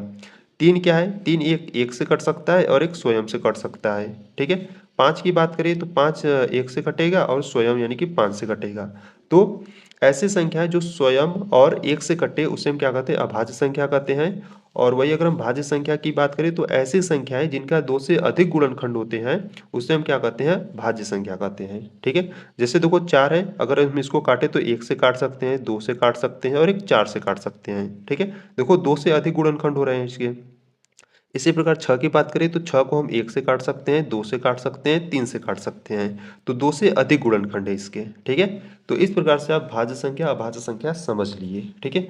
अब चलो क्वेश्चन को सॉल्व करते हैं, ठीक है। क्वेश्चन में देखो आपको दिया क्या है, तो यहां से पहले आप लिखोगे प्रश्न अनुसार दिया है, प्रश्नानुसार दिया है। आपको क्या दिया है प्रश्नानुसार, देखो आपको एक संख्या दिया है, आपको एक संख्या जो पहला संख्या है वो आपको क्या दिया है, आपको दिया है 7 × 11 × 13 + 13 दिया है इस प्रकार से, ठीक है। अगर इसको हम पहले सॉल्व कर लेते हैं, ठीक है। देखो यहाँ से अगर हम बात करें, देखो यहाँ पर भी 13 है, ये मल्टीप्लाई में और ये प्लस में है, तो इसमें भी 13 है, यहाँ पर भी 13 है, तो यहाँ से हम क्या करते हैं 13 को कॉमन ले लेते हैं, यानी कि उभयनिष्ठ ले लेते हैं, ठीक है। तो 13 कॉमन लोगे तो यहाँ से आपको 7 × 11 बचेगा, ठीक है। 13 तो आपको कॉमन हो गया और यहाँ से प्लस का 1 बचेगा क्योंकि 13 हमने कॉमन लिया है, ठीक है। तो 13 आपका कॉमन हो गया और यहाँ से इसको मल्टीप्लाई करो, देखो 11 का गुणा 7 में करोगे तो 77 हो जाएगा +1, और यहाँ से 77 और 1 कितना हो जाएगा, 78 हो जाएगा, ठीक है। और यहाँ से देखो आपका कितना हो गया, देखो 78 आ गया ना। अब 78 का क्या करो, अभाज्य गुणनखंड कर लो इस प्रकार से। देखो 78 को हम क्या लिख सकते हैं, 78 का अगर अभाज्य गुणनखंड लिख करें तो 2 से काटोगे तो 2 3 6, 1 बचा, 2 9 18, 3 से काटोगे तो 3 एकम 3, 3 त्रिका 9, और यहाँ से 13 का काटोगे तो 13 एकम 13, ठीक है। यानी कि यहाँ पर आपका 13 है, गुणे 78 को हम लिख सकते हैं 2 गुणे 3 गुणे 13 लिख सकते हैं, ठीक है। तो देखो ये जो आपको संख्या दिया था इसका जो गुणनखंड हो रहा है वो क्या है, 2 से अधिक है, ठीक है। तो ये आपका क्या हो जाएगा, एक भाज्य संख्या हो जाएगा, ठीक है। अब इसी प्रकार से दूसरी संख्या आपको क्या दिया था, दूसरी संख्या की बात करें तो दूसरी संख्या आपको दिया था 7 × 6 × 5 × 4 × 3 × 2 × 1, और प्लस में आपको क्या दिया था, 5 दिया था, ठीक है। तो यहाँ से अगर हम बात करें तो देखो यहाँ पर 5 है और गुणे में भी 5 है, तो 5 को क्या करो, कॉमन ले लो। 5 को कॉमन लोगे तो यहाँ से आपका 7 6, 5 कॉमन हो गया तो 4 3 2, ठीक है।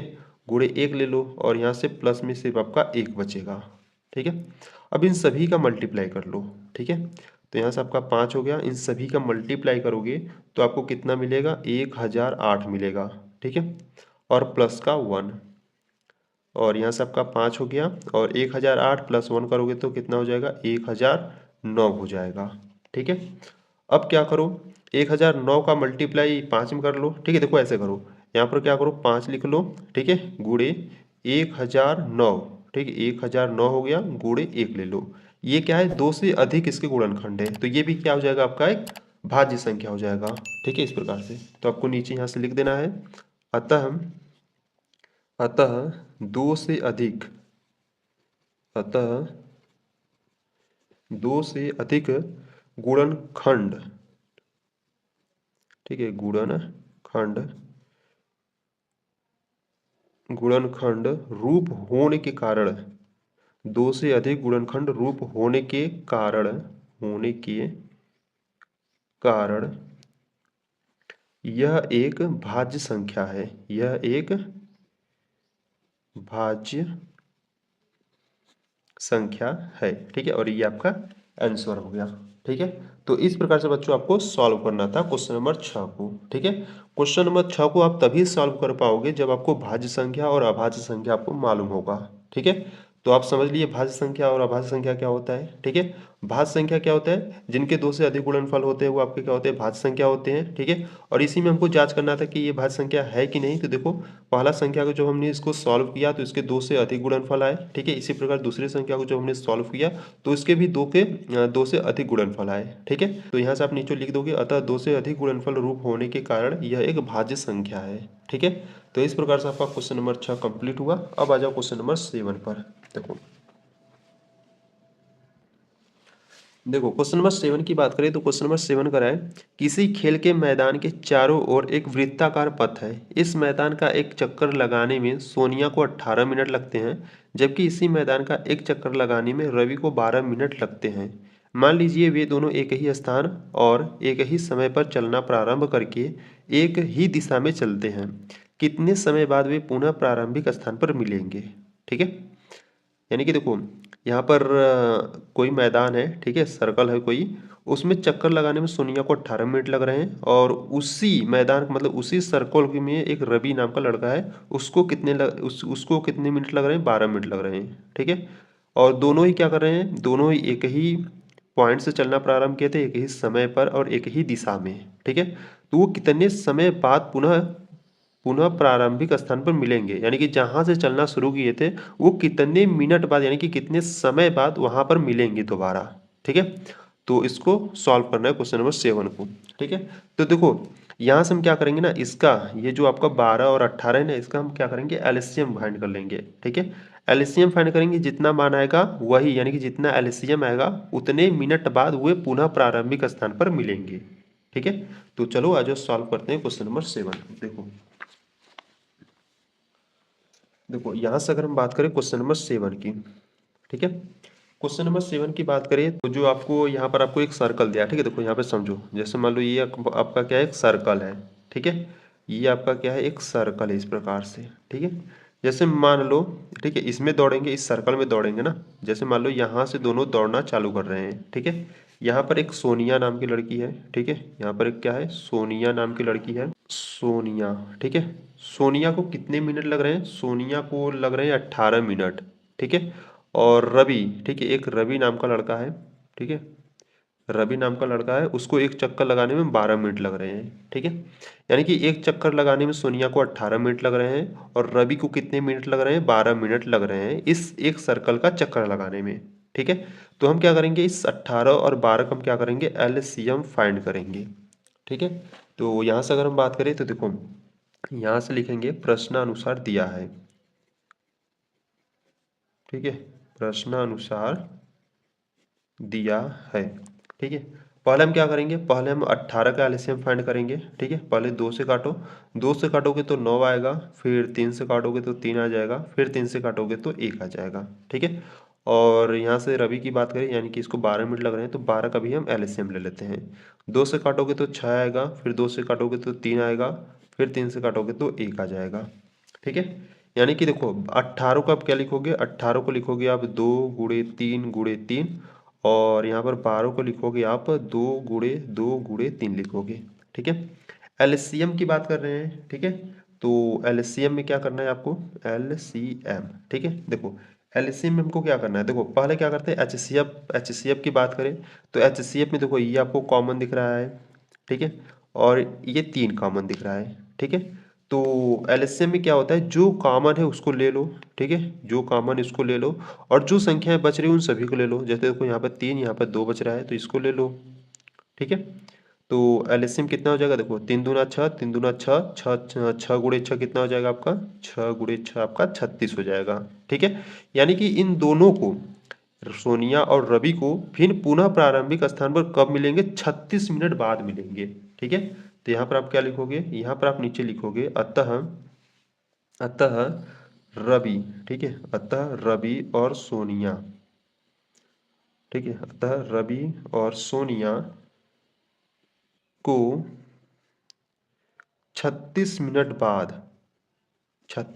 बाद पुनः प्रारंभिक स्थान पर मिलेंगे, पुनः प्रारंभिक स्थान पर मिलेंगे, ठीक है, मिलेंगे। और ये आपका आंसर हो गया, ठीक है। तो इस प्रकार से आपको क्वेश्चन नंबर 7 को आपको सॉल्व करना था, ठीक है। तो बच्चों ये जो आपका प्रश्नावली 1.1 है, ठीक है, देखो ये जो आपका प्रश्नावली 1.1 है, इसमें आपके 7 क्वेश्चन थे, ठीक है। सातों क्वेश्चन को मैं आपको इस वीडियो में कंप्लीट करा दिया, ठीक है। और बच्चों ये जो प्रश्नावली 1.2 है आपके लिए बहुत ही इंपॉर्टेंट है, ठीक है। इसमें से ऐसे कई क्वेश्चन है जो आपके बोर्ड एग्जाम में पूछे जाते हैं, ठीक है। तो ध्यान से देखना बच्चों, मैं आपको बहुत ही सिंपल मेथड से आज की वीडियो में इस प्रश्नावली 1.2 को कंप्लीट कराने वाला हूँ, ठीक है। तो इसमें आपके सिर्फ 3 क्वेश्चन है, तीनों क्वेश्चन आपके लिए मोस्ट इंपॉर्टेंट है, ठीक है। तो आज क्वेश्चन नंबर फर्स्ट को देखते हैं। देखो क्वेश्चन नंबर फर्स्ट की बात करें तो क्वेश्चन नंबर फर्स्ट करा है, सिद्ध कीजिए कि √5 एक अपरिमेय संख्या है, ठीक है। यानी कि ये जो आपको करड़ी में 5 दिया गया है, इसको आपको एक अपरिमेय संख्या सिद्ध करना है, ठीक है। और बच्चों ये जो क्वेश्चन है ना बहुत ही मोस्ट इंपॉर्टेंट है, ठीक है, हर साल पूछा जाता है आपके बोर्ड एग्जाम में, ठीक है। तो चलो आज सिद्ध करते हैं क्वेश्चन नंबर फर्स्ट को, ठीक है। देखो यहाँ से अगर हम बात करें तो आज की वीडियो में हम क्या करेंगे, आज की वीडियो में हम प्रश्नावली 1.2 को कंप्लीट सॉल्व करने वाले हैं, ठीक है। यानी कि यहाँ से आपका जो फर्स्ट क्वेश्चन है, ठीक है, यहाँ से अगर हम क्वेश्चन नंबर फर्स्ट की बात करें तो क्वेश्चन नंबर फर्स्ट में आपको क्या दिया था, करड़ी में 5 दिया था, ठीक है। अब करड़ी में 5 को आपको क्या करना है, एक अपरिमेय संख्या प्रूव करना है, ठीक है।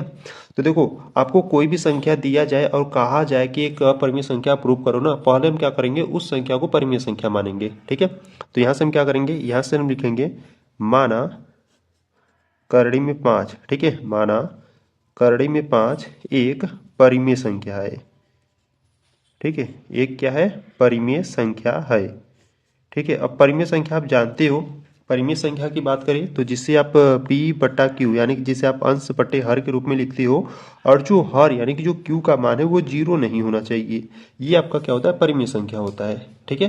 तो इस करड़ी में 5 जो है इसे हमने एक परिमेय संख्या माना है, तो परिमेय संख्या के बराबर दिखा देते हैं, ठीक है।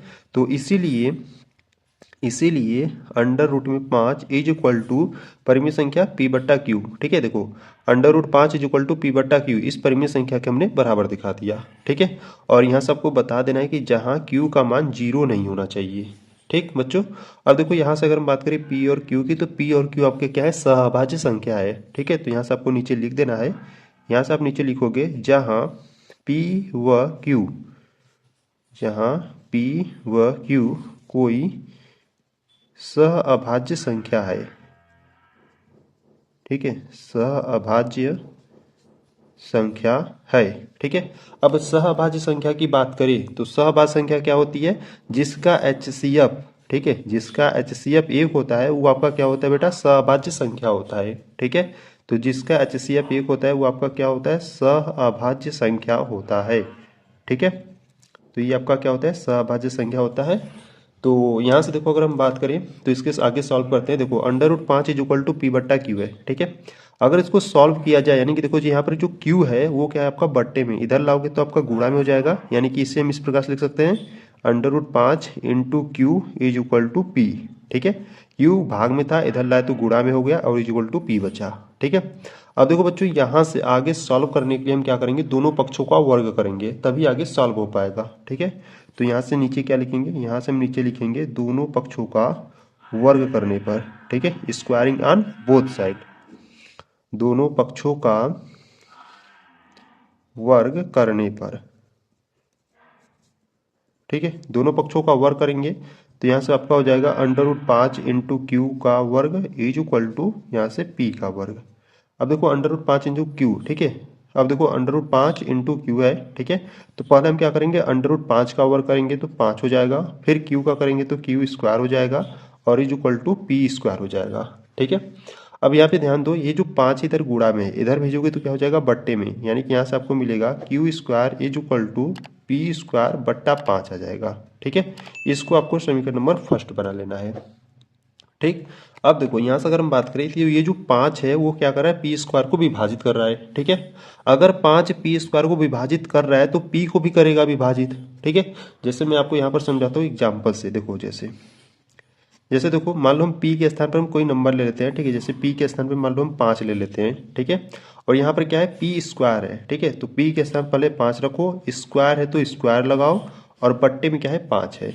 ठीक है, तो देखो अगर 5 स्क्वायर को विभाजित करेगा, ठीक है, अगर 5 स्क्वायर को विभाजित करेगा तो 5 को भी विभाजित करेगा। जैसे अगर हम बात करें तो 5 का स्क्वायर, इसे ओपन करो, 5 का स्क्वायर कितना होता है 25, और बट्टे में कितना है 5 है।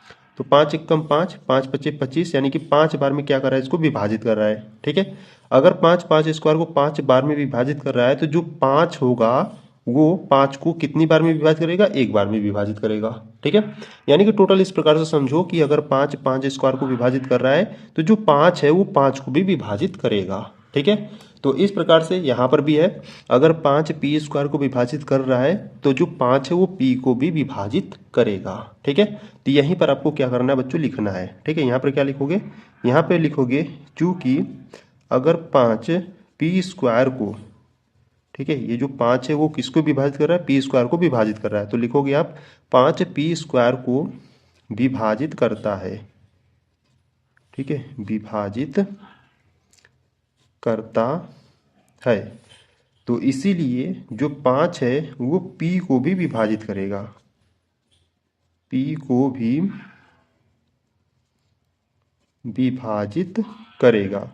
ठीक है, इसको आपको क्या करना है, समीकरण नंबर 2 बना लेना है अभी के लिए। ठीक है, अब देखो इतना करने के बाद, ठीक है, इतना करने के बाद आपको क्या करना है, पुनः मानना है। ठीक है, इतना करने के बाद आप पुनः मानोगे, यहाँ से आप लिखोगे पुनः माना। अब क्या मानोगे ये ध्यान दो। देखो यहाँ पर क्या है, देखो Q square is equal to P square बट्टा 5 है। ठीक है, यानी कि पी स्क्वायर बट्टा 5 है, तो हमको इस बार क्या करना है ना, इस बार हमको क्या करना है, क्यू स्क्वायर बट्टा 5 लाना है। ठीक है, तो इसको लाने के लिए हम क्या करेंगे, देखो यहाँ पर अगर हम बात करें तो यहाँ पर पी स्क्वायर बट्टा 5 है। ठीक है, यानी कि जो विभाजित होगा उसके इक्वल मानेंगे, और जो संख्या विभाजित करेगा उसी संख्या को मानेंगे। ठीक है, तो देखो यहाँ पर क्या विभाजित हो रहा है, पी विभाजित हो रहा है तो पी के इक्वल मानेंगे, और कौन संख्या विभाजित कर रहा है, 5 विभाजित कर रहा है तो हम 5 को लेंगे। ठीक है, और यहाँ पर हम इनटू में के ले लेते हैं। अब के स्थान पर कुछ भी ले सकते हो, एक्स वाई जेड। ठीक है, वो आपके ऊपर डिपेंड करता है। ठीक है, तो कुछ भी लेना, पर आपको यहाँ पर बता देना कि भैया ये के है क्या। ठीक है, जैसे हमने यहाँ पर के माना है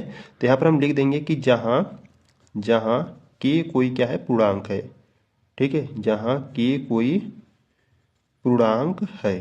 ठीक है, जहाँ के कोई क्या है, पूर्णांक है। ठीक है, अगर आप x मानोगे तो आप लिखोगे जहाँ x कोई पूर्णांक है, अगर y मानोगे तो आप लिखोगे जहाँ y कोई पूर्णांक है। ठीक है, इस प्रकार से हमने p इक्वल टू 5 के मान लिया। इस p इक्वल टू 5 के को हम क्या करेंगे, समीकरण नंबर 1 में रखेंगे। ठीक है, तो यहाँ से आप लिखोगे p का मान समीकरण 1 में रखने पर। ठीक है, p का मान समीकरण नंबर 1 में रखने पर, तो समीकरण नंबर 1 में रखो। देखो समीकरण नंबर 1 आपका है Q square is equal to P square है। ठीक है, और p इज इक्वल टू हमने क्या माना है, 5 के। ठीक है, स्क्वायर है तो स्क्वायर लगा दो, और बट्टे में क्या है 5 है तो 5 लिख दो। ठीक है, अब इसको सॉल्व करते हैं, तो यहाँ से क्या हो जाएगा, देखो Q square is equal to, इसको पहले क्या करते हैं ना, यही बस सॉल्व कर लेते हैं। देखो यहाँ पर स्क्वायर है। ठीक है, पहले हम क्या करेंगे, 5 का स्क्वायर ओपन करेंगे तो 5 का स्क्वायर 25 होता है, और के का करोगे तो के स्क्वायर, और बट्टे में कितना है 5 है। 5 एकम 5, 5 पच्चे 25। ठीक है, यानी कि टोटल सॉल्व करने पर कितना आ गया, इसको 5 के स्क्वायर आ गया। ठीक है, यानी कि Q square is equal to कितना आ गया, 5 के स्क्वायर आ गया। ठीक है, देखो बच्चों यहाँ पर 5 क्या है, गुणा में है, इधर लाओगे तो बट्टे यानी कि भाग में हो जाएगा। ठीक है, तो यहाँ से आपको मिलेगा क्यू स्क्वायर बट्टे 5 इज इक्वल टू के स्क्वायर। ठीक है, अगर इसको सही फॉर्म में लिखे तो इस प्रकार से लिख सकते हैं के square is equal to Q square बट्टा 5। ठीक है, देखो यहाँ पर भी क्या है, जो 5 है वो किसको विभाजित कर रहा है, क्यू स्क्वायर को विभाजित कर रहा है। ठीक है, अगर 5 क्यू स्क्वायर को विभाजित कर रहा है तो क्यू को भी करेगा, जैसे यहाँ पर हमने समझा था। ठीक है, तो ठीक यहाँ पर भी आपको क्या करना है, लिखना है। क्या लिखोगे, यहाँ से आप लिखोगे चूंकि जो 5 है वो क्यू स्क्वायर को, ठीक है, क्यू स्क्वायर को विभाजित करता है। ठीक है, विभाजित करता है, तो इसीलिए जो 5 है वो Q को भी ठीक है, Q को भी विभाजित करेगा। ठीक है, इसको आपको समीकरण नंबर 3 बना लेना है।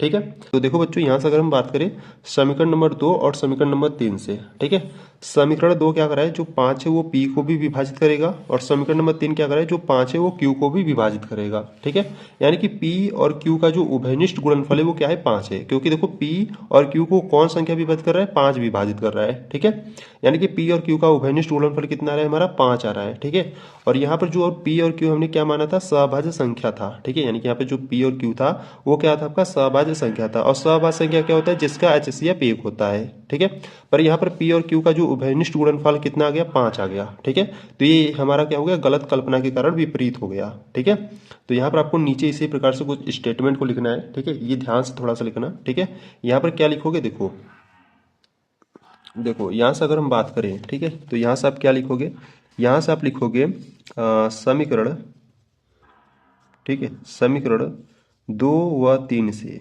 समीकरण 2 व 3 से हमें यह पता चलता है कि, हमें यह पता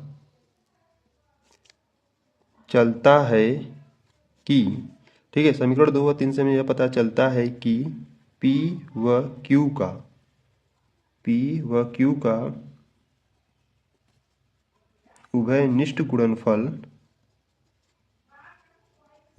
गुणनफल 5 है, जो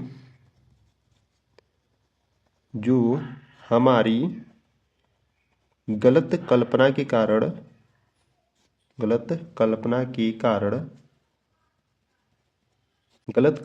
कारण हुआ है। ठीक है, इस प्रकार से लिखना है। ठीक है, अब थोड़ा सा और स्टेटमेंट आपको यहाँ पर लिखना है। ठीक है, नीचे क्या लिखोगे, यहाँ से आप नीचे लिखोगे अतः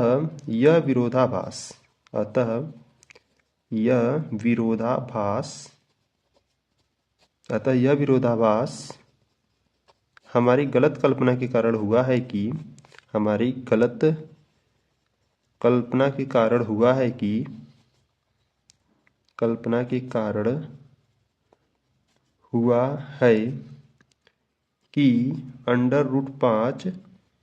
एक परिमेय संख्या है। ठीक है, ये हमारी गलत कल्पना के कारण हुआ है। ठीक है, इसको ध्यान देना है। ठीक है, तो यहाँ से आपको नीचे लिख देना है, अतः √5 एक अपरिमेय संख्या है। ठीक है, एक अपरिमेय संख्या है, और यहाँ से आप लिख दोगे इति सिद्धम। ठीक है, इस प्रकार से इसको आपको प्रूव करना था।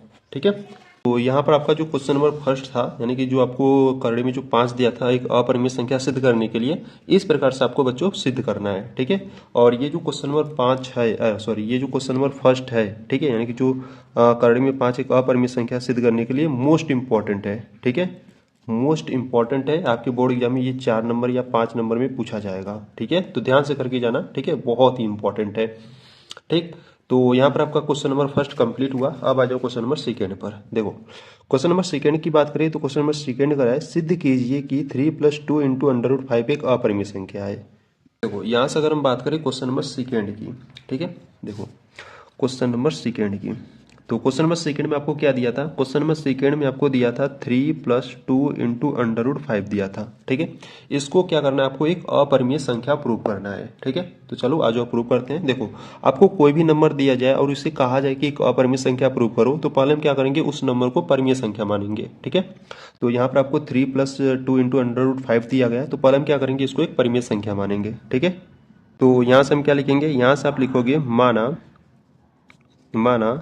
3 + 2 × √5 एक परिमेय संख्या है।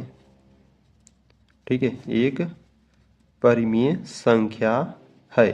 ठीक है, अब परिमेय संख्या माने हो तो परिमेय संख्या के बराबर दिखा दो। ठीक है, और परिमेय संख्या होता क्या, एक बार मैं आपको फिर से बता दे रहा हूँ। ठीक है, इससे पहले मैं आपको यहाँ पर बताया था। ठीक है, एक बार मैं आपको फिर से बता दे रहा हूँ। ठीक है, ध्यान देना। देखो, परिमेय संख्या की बात करें तो परिमेय संख्या जिसे हम P/Q यानी कि अंश बट्टे हर के रूप में लिखते हैं, और जो हर होता है यानी कि जो Q का मान है वो 0 नहीं होना चाहिए। ठीक है, हर यानी कि जो Q का मान है वो 0 नहीं होना चाहिए। ठीक है, और जिसे हम अंश बट्टे हर के रूप में लिखते हो आपका परिमेय संख्या होता है। ठीक है, तो ये आपका परिमेय संख्या संख्या होता है तो इस संख्या को क्या करेंगे, परिमेय संख्या के बराबर दिखा देंगे। ठीक है, तो यहाँ पर लिखेंगे इसीलिए 3 + 2 × √5 इज इक्वल टू P/Q, और यहाँ पर जो Q का मान है वो 0 नहीं होना चाहिए। ठीक है, P और Q की बात करें तो P और Q आपके क्या है, सहभाज्य संख्या है। ठीक है, यानी कि को प्राइम नंबर है।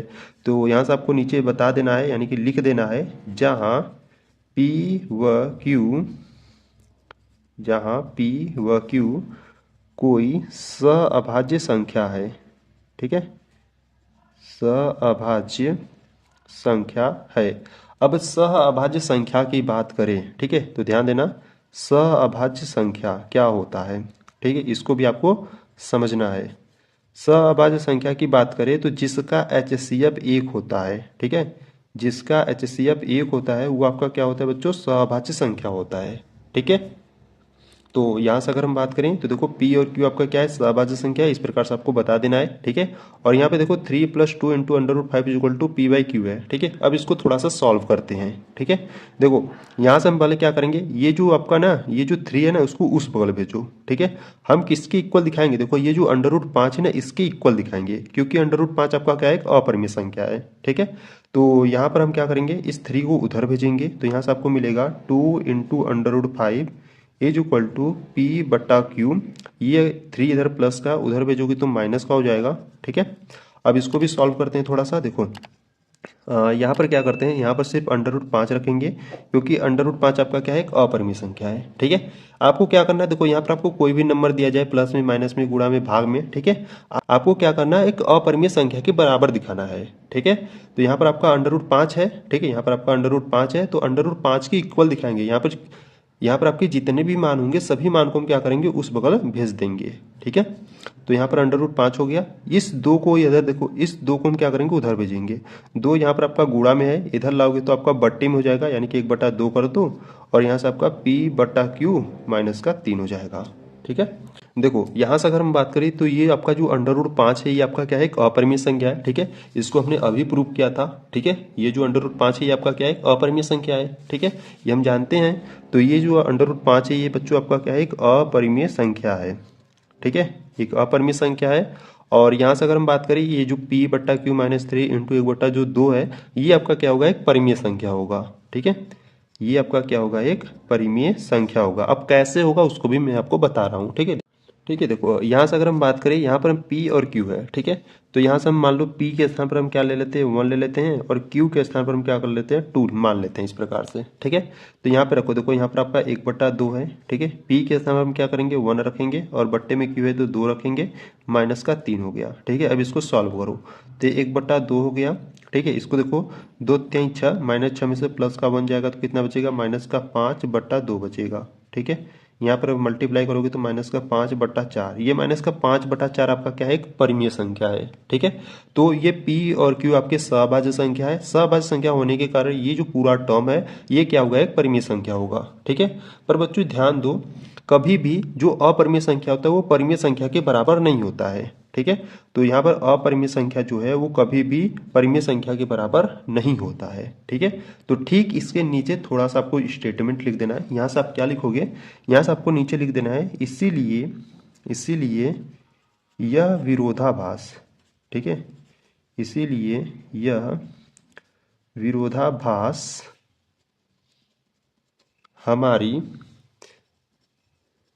हमारी गलत कल्पना के कारण हुआ है कि गलत कल्पना के कारण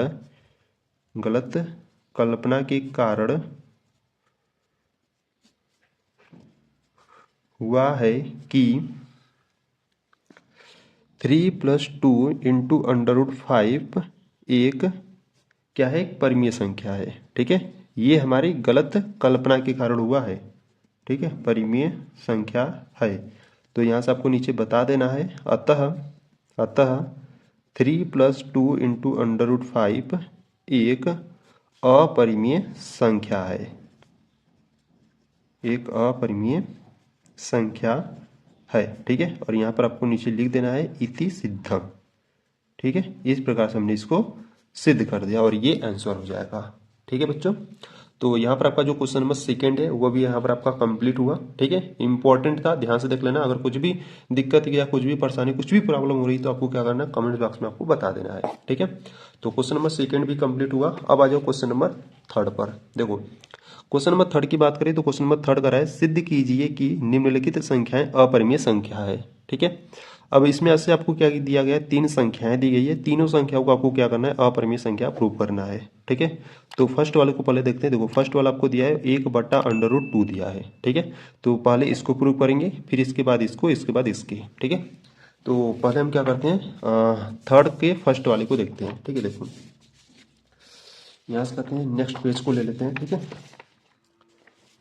नेक्स्ट पेज लेते हैं। देखो यहाँ से अगर हम बात करें क्वेश्चन नंबर थर्ड की, क्वेश्चन नंबर थर्ड का जो फर्स्ट है वो आपको क्या दिया है, 1/√2 दिया है। ठीक है, इसको हमको क्या करना है, एक अपरिमेय संख्या प्रूव करना है। ठीक है, देखो यहाँ से अगर हम बात करें तो यहाँ पर आपको कोई भी संख्या दिया जाए और कहा जाए कि अपरिमेय संख्या प्रूव करो, तो पहले हम क्या करेंगे, उस संख्या को एक परिमेय संख्या मानेंगे। ठीक है, तो यहाँ से आप क्या लिखोगे, यहाँ से आप लिखोगे माना 1/√2 एक परिमेय संख्या है।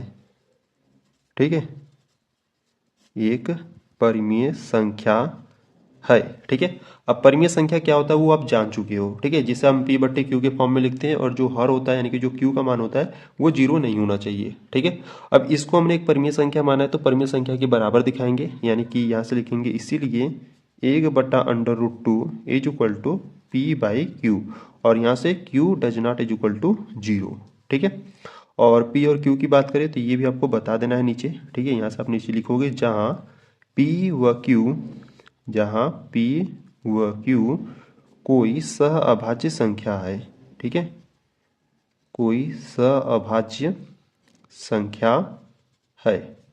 तो यहाँ से अगर हम बात करिए तो देखो अब इसको थोड़ा सा सॉल्व करते हैं। देखो यहाँ पर क्या है, देखो अगर हम इस प्रकार से समझे, अगर इसको पलट दिया जाए, जैसे 1/√2 है, इसको पलट दिया जाए यानी कि √2 कर दिया जाए, तो ये भी संख्या है, यानी कि इसको भी हमको क्या करना होगा, पलटना होगा। ठीक है, यानी कि इसको हमने क्या किया, √2/1, जैसे जैसे जैसे देखो यहाँ पर हमने क्या किया, इसको पलट दिया इस प्रकार से। ठीक है, तो इसको भी हम क्या करेंगे, पलटेंगे इस प्रकार से, Q/P हो जाएगा। ठीक है, तो इसको हम इस प्रकार से लिख सकते हैं, क्या देखो, √2 इज इक्वल टू Q/P लिख सकते हैं। ठीक है, अब यहाँ से अगर हम बात करें तो ये जो P है इधर क्या है, भाग में है, इधर भेजोगे तो क्या हो जाएगा, आपका गुणा में हो जाएगा, यानी कि यहाँ से आपको मिलेगा √2 into P is equal to Q मिलेगा। ठीक है, Q मिलेगा सिर्फ। ठीक है, अब क्या करते हैं, दोनों पक्षों का वर्ग कर देते हैं। ठीक है, तो यहाँ से हम लिखेंगे, दोनों पक्षों का वर्ग करने पर, दोनों पक्षों का वर्ग करने पर, ठीक है, दोनों पक्षों का वर्ग करोगे तो यहाँ से आपका हो जाएगा √2 इंटू P का वर्ग इज इक्वल टू Q का वर्ग। ठीक है, तो √2 का पहले करोगे तो 2 मिलेगा, फिर P का करोगे तो P² is equal to Q का करोगे तो Q²। ठीक है, तो यहाँ पे जो 2 है उधर आपका क्या है, गुणा में है, इधर भेजोगे तो बट्टे में हो जाएगा, यानी कि P² is equal to Q²/2 हो जाएगा। ठीक है, तो देखो यहाँ से अगर हम बात करें, ये जो 2 है वो किसको विभाजित कर रहा है, Q² को विभाजित कर रहा है। ठीक है, अगर 2 Q² को विभाजित कर रहा है तो Q को भी करेगा। ठीक है, जैसे हमने यहाँ पर समझा था, जैसे √5 वाले में हमने यहाँ पर समझा था ना, देखो जैसे यहाँ पर अगर हम बात करें, जैसे जो 5 था वो P² को विभाजित कर रहा था, तो जो 5 है वो P को भी करता था। ठीक है, तो ठीक यहाँ पर भी यही है। ठीक है, यहाँ पर भी यही है, अगर 2 Q² को विभाजित कर रहा है तो जो 2 है वो Q को भी विभाजित करेगा। ठीक है, यहाँ पर आपको लिखना है, यहाँ पर आप क्या लिखोगे, देखो यहाँ पर आप लिखोगे कि चूंकि जो 2 है वो Q² को विभाजित करता है। ठीक है, Q² को विभाजित करता है, इसीलिए जो 2 है वो Q को भी विभाजित करेगा, Q को भी विभाजित करेगा। ठीक है, करेगा। ठीक है, यहाँ से अगर हम बात करें तो देखो इसको आपको समीकरण नंबर फर्स्ट बना लेना और इसको आपको समीकरण नंबर 2 बना लेना है। ठीक है, अब देखो इसके बाद हम क्या करेंगे बच्चों, पुनः मानेंगे। ठीक है, यहाँ से हम क्या करेंगे, पुनः मानेंगे। देखो यहाँ से हम क्या मानेंगे, देखो यहाँ पर P square is equal to Q square बट्टा 2 है, ठीक है। यहाँ पे जो 2 है वो क्यू स्क्वायर को विभाजित कर रहा है, ठीक है। जो विभाजित होगा उसके इक्वल मानेंगे और जो संख्या विभाजित करेगा उसी संख्या को मानेंगे, ठीक है। 2 विभाजित कर रहा है क्यू को तो 2 को मानेंगे और इनटू में हम के मान लेते हैं, ठीक है। के स्थान पर आप कुछ भी मान सकते हो, एक्स वाई जेड, ठीक है। तो यहाँ पर अगर हम बात करें के की तो आप कुछ भी देखो मानो, वहाँ पर आपको लिख देना है। जैसे यहाँ पर हमने के माना है, जैसे यहाँ पर हमने के माना है तो हम यहाँ पर लिख देंगे कि जहाँ के कोई क्या है, पूर्णांक है, ठीक है। जहाँ के कोई पूर्णांक है तो यहाँ से क्या करेंगे, इस क्यू का मान क्या करेंगे, समीकरण नंबर 1 में पुट अप कर देंगे। तो यहाँ से लिखेंगे क्यू का मान, क्यू का मान समीकरण 1 में रखने पर, ठीक है। समीकरण नंबर 1 में रखेंगे तो यहाँ से हो जाएगा P square is equal to, यहाँ पे देखो क्यू है तो क्यू का स्थान पे की 2 के रखेंगे क्योंकि क्यू इज इक्वल टू 2 के माने हैं, ठीक है। स्क्वायर है तो स्क्वायर लगा देंगे और बट्टे में 2 है, ठीक है। अब देखो इसको ओपन करते हैं, 2 का स्क्वायर 4 होगा और के का के स्क्वायर और बट्टे में क्या है, 2 है, ठीक है। तो 2 वन जा 2 एक कम 2, 2 दूना 4, ठीक है। यानी कि इसको काटने पर, यानी कि इसको काटने पर कितना आ गया, 2 के स्क्वायर आ गया, ठीक है।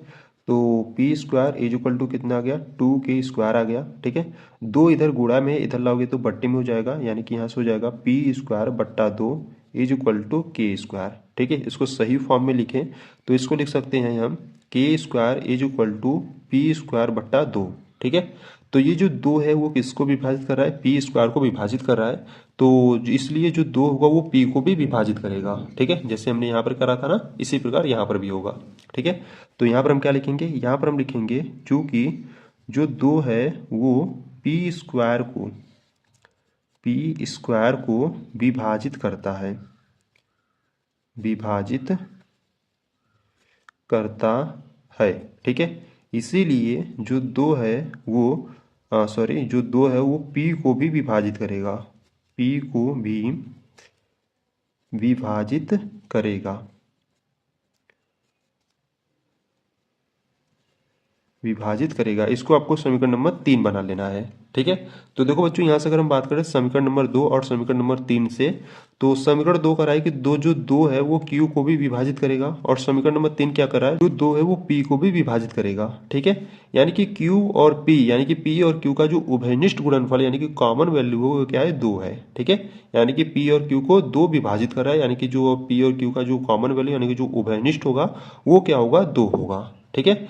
और P और Q आपके क्या थे, तो P और Q आपका कोई सहभाज्य संख्या था। सहभाज्य संख्या की बात करें तो जिसका HCF सिर्फ 1 होता है, ठीक है। पर यहाँ पर P और Q का जो कॉमन वैल्यू है वो कितना आ गया, 2 आ गया, ठीक है। तो इसीलिए यहाँ पर ये जो हमने कल्पना किया था वो क्या हो जाएगा, इसके विपरीत हो जाएगा, ठीक है। तो यहाँ पर आप नीचे क्या लिखोगे, देखो आपको नीचे यहाँ पर लिखना है, यहाँ पर आप नीचे लिखोगे इस प्रकार समीकरण 2 व 3 से, इस प्रकार समीकरण 2 व 3 से हमें यह पता चलता है कि, हमें यह पता चलता है कि P व Q, ठीक है, P व Q का उभयनिष्ठ गुणनफल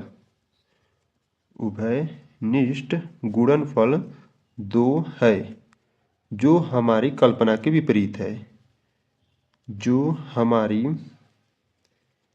कल्पना के विपरीत है, ठीक है, जो हमारी कल्पना के विपरीत है, ठीक है। अब इसके बाद बच्चों आपको थोड़ा सा स्टेटमेंट लिखना है, ठीक है। ध्यान से लिखना, ये जो स्टेटमेंट अभी मैं लिखवाने वाला हूँ ये आपको एग्जाम में जरूर लिखना है, ठीक है। क्या लिखोगे, देखो इसके आगे, ठीक है, इसके आगे यहाँ पर आपको स्टेटमेंट लिखना है।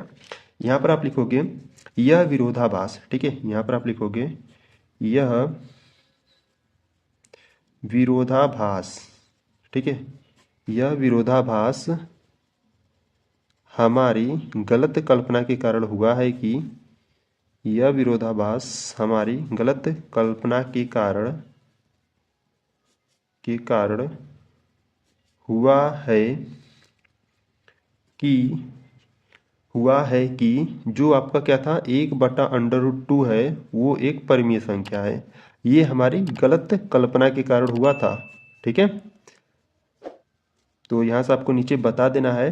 अतः अतः 1/√2 एक अपरिमेय संख्या है। ठीक है, एक अपरिमेय संख्या है। ठीक है, और यहाँ से आपको नीचे लिख देना है इति सिद्धम। ठीक है, इस प्रकार से आपको प्रूव करना था। ठीक, तो बच्चों इंपॉर्टेंट है, ध्यान से देख लेना। अगर कोई भी दिक्कत या कुछ भी परेशानी आ रही है तो आपको क्या करना है, कमेंट बॉक्स में आपको बता देना है। ठीक है, मैं आपको एक बार दोबारा से अच्छे तरीके से बता दूंगा। ठीक है, तो या ठीक है, तो यहाँ पर आपका जो क्वेश्चन नंबर थर्ड का जो फर्स्ट था वो आपका कंप्लीट हुआ। ठीक है, अब आ जाओ क्वेश्चन नंबर थर्ड के सेकेंड पर। देखो क्वेश्चन नंबर थर्ड के सेकेंड की बात करिए तो आपको दिया है 7 × √5। ठीक है, अब इसको आपको एक अपरिमेय संख्या प्रूव करना है। ठीक है, तो चलो आ जाओ प्रूव करते हैं। देखो यहाँ से अगर हम बात करें, ठीक है, देखो यहाँ से अगर हम बात करें क्वेश्चन नंबर थर्ड के सेकेंड की। ठीक है, क्वेश्चन नंबर थर्ड के सेकेंड की, तो क्वेश्चन नंबर थर्ड का जो सेकेंड है वो आपको क्या दिया है। देखो क्वेश्चन नंबर जो थर्ड का जो सेकेंड है वो आपको दिया है 7 × √5 दिया है। ठीक है, इसको आपको प्रूव करना है एक अपरिमेय संख्या। ठीक है, तो पहले हम क्या करेंगे, पहले हम इसको एक परिमेय संख्या मानेंगे। ठीक है, तो यहाँ से आप नीचे लिखोगे, यहाँ से आप नीचे लिखोगे माना 7 × √5 एक परिमेय संख्या है। ठीक है, एक परिमेय संख्या है। ठीक है, परिमेय संख्या माने तो परिमेय संख्या के बराबर भी दिखा देते हैं। तो इसीलिए 7 × √5 इज इक्वल टू P/Q, और जहाँ Q does not is equal to 0। ठीक है, तो यहाँ से P और Q क्या है नीचे लिख देते हैं। जहाँ P व Q कोई सअभाज्य संख्या है, कोई सअभाज्य संख्या है। ठीक है, ठीक है, तो देखो यहाँ से अब इसको थोड़ा सा सॉल्व करते हैं। ठीक है, देखो यहाँ पे जो √5 है वो आपका क्या होता है, एक अपरिमेय संख्या होता है। ठीक है, तो अपरिमेय संख्या के बराबर सभी वैल्यू दिखाएंगे। ठीक है, तो यहाँ पर हम क्या लिखेंगे, यहाँ से लिखेंगे √5 इज इक्वल टू 7, यहाँ पर आपका क्या है गुणा में है तो आ जाएगा आपका बट्टे में, और इंटू में आपका क्या है P/Q है। ठीक है, इस प्रकार से। तो देखो बच्चों यहाँ से अगर हम बात करें तो ये जो √5 है ये आपका क्या होता है, एक अपरिमेय संख्या होता है। ठीक है, √5 आपका क्या होता है, एक अपरिमेय संख्या होता है। और यहाँ पर P और Q आपका क्या है, सअभाज्य संख्या है। ठीक है, तो यहाँ पर 1/7 इंटू P/Q आपका क्या हो जाएगा, एक परिमेय संख्या हो जाएगा। ठीक है, ये आपका क्या हो जाएगा, एक परिमेय संख्या हो जाएगा। और कभी भी एक अपरिमेय संख्या परिमेय संख्या के बराबर नहीं होता है। ठीक है, तो नीचे आपको सीधा स्टेटमेंट लिख देना है। क्या लिखोगे, यहाँ से आपको नीचे लिख देना है यह विरोधाभास। ठीक है, नीचे आपको क्या लिखना है, यह विरोधाभास। ठीक है, यह विरोधाभास हमारी हमारी गलत कल्पना के कारण हुआ है कि गलत कल्पना के कारण गलत कल्पना के कारण हुआ है कि 7 × √5 एक परिमेय संख्या है, एक परिमेय संख्या है। ठीक है, अतः अतः 7 × √5 एक अपरिमेय संख्या है। ठीक है, इस प्रकार से इसको आपको सिद्ध करना था। ठीक है, अपरिमेय संख्या है और ये आपका क्या हो गया, इति सिद्धम हो गया। ठीक है, इस प्रकार से। ठीक, तो यहाँ पर आपका जो क्वेश्चन नंबर थर्ड का जो सेकेंड था वो भी यहाँ पर आपका कंप्लीट हो गया। ठीक है, अब आ जाओ क्वेश्चन नंबर थर्ड के थर्ड पर। देखो क्वेश्चन नंबर थर्ड के थर्ड की बात करिए तो आपको दिया है 6 + √2 दिया है। ठीक है, अब इसको आपको क्या करना है, एक अपरिमेय संख्या प्रूव करना है। ठीक है, तो चलो आ जाओ इसको भी सॉल्व करते हैं। देखो यहाँ से अगर हम बात करें क्वेश्चन नंबर थर्ड की, ठीक है, तो क्वेश्चन नंबर थर्ड आपका क्या है, 6 + √2 है। ठीक है, तो पहले हम क्या करेंगे, पहले एक परिमेय संख्या मानेंगे। ठीक है, कोई भी नंबर दिया जाए पहले हम क्या करते हैं, एक परिमेय संख्या मानते हैं। ठीक है, तो यहाँ से आप नीचे लिखोगे माना 6 + √2 एक परिमेय संख्या है। ठीक है, एक परिमेय संख्या है। ठीक है, परिमेय संख्या मानी है तो परिमेय संख्या के बराबर दिखाएंगे, इज इक्वल टू पी बट्टा क्यू। ठीक है, और क्यू का मान 0 नहीं होना चाहिए, और पी और क्यू क्या है ये भी आपको बता देना है। तो नीचे लिख देंगे जहां पी व क्यू कोई सहअभाज्य संख्या है, कोई सहअभाज्य संख्या है। ठीक है, तो देखो बच्चों यहाँ से अगर हम बात करें तो इसमें आपका कौन सा अपरिमेय है, यहाँ पर जो करड़ी में 2 है ये आपका एक अपरिमेय संख्या है। ठीक है, तो अपरिमेय संख्या के बराबर ही सभी मान को दिखाएंगे। ठीक है, यानी कि इधर आपका प्लस का 6 है, इसको क्या करेंगे उधर भेज देंगे। ठीक है, तो ये जो करड़ी में 2 होगा उसके इक्वल यानी कि अपरिमेय संख्या के बराबर हो जाएगा। ठीक है, सभी मान। तो यहाँ से हम क्या करेंगे, यहाँ पे देखो आपका करड़ी में 2 है, इसको यहीं पर रखो, इज इक्वल टू इधर आपका पी बट्टा क्यू है, इस प्लस 6 को उधर भेजोगे तो आपका क्या हो जाएगा, माइनस का 6 हो जाएगा। ठीक है, और देखो बच्चों ये जो करड़ी में 2 होता है वो आपका क्या होता है, एक अपरिमेय संख्या होता है। ठीक है, करड़ी में 2 आपका क्या होता है, एक अपरिमेय संख्या होता है, और ये जो p बटा क्यू माइनस का 6 होगा ये आपका क्या होगा, एक परिमेय संख्या होगा। ठीक है, क्योंकि p और q आपके क्या है, कोई सहअभाज्य संख्या है। ठीक है, और हम जानते हैं कि कोई भी अपरिमेय संख्या परिमेय संख्या के बराबर नहीं होता है। ठीक है, तो नीचे आप क्या लिख दोगे, नीचे आप लिखोगे कि अतः, ठीक है यहाँ पर अतः लिख देना। ठीक है, अतः यह विरोधाभास, अतः ये मैं आपको 60 तरीका बता रहा हूँ। ठीक है, लिखने का। ठीक, यहाँ पे लिखोगे अतः यह विरोधाभास हमारी हमारी गलत कल्पना के कारण हुआ है कि, गलत कल्पना के कारण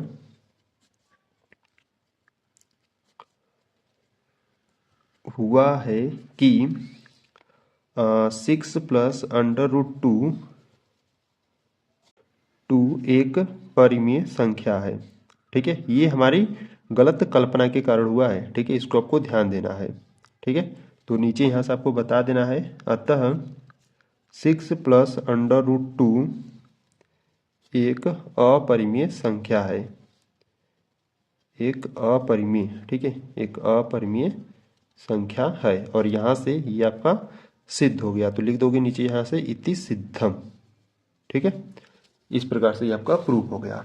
ठीक है, तो बच्चों यहाँ पर जो आपका क्वेश्चन नंबर 3 था, ठीक है, यानी कि क्वेश्चन नंबर 3 का 3 ये भी आपका यहाँ पर कंप्लीट हो गया। ठीक है, यानी कि ये जो प्रश्नावली 1.2 है बच्चों ये आपका कंप्लीट हो गया। ठीक है, और इससे पहले मैं आपको प्रश्नावली 1.1 को भी कंप्लीट करा चुका हूँ। ठीक है, तो अगर आप प्रश्नावली 1.1 को देखना चाहते हो तो आपको प्लेलिस्ट को चेकआउट कर लेना है, क्योंकि वहाँ पर आपको सभी वीडियो चैप्टर वाइज मिल जाएंगे। ठीक है, और इसके बाद हम चैप्टर नंबर 2 को सॉल्व करने वाले हैं। ठीक है, यानी कि बहुपद को।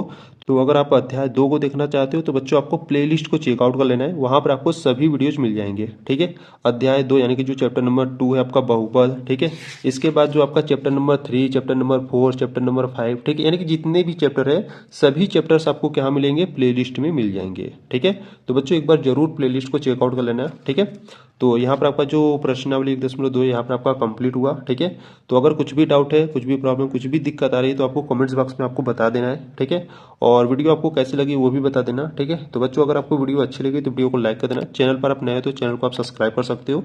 तो चलो बच्चों मिलते हैं नेक्स्ट वीडियो में, तब तक के लिए जय हिंद जय भारत।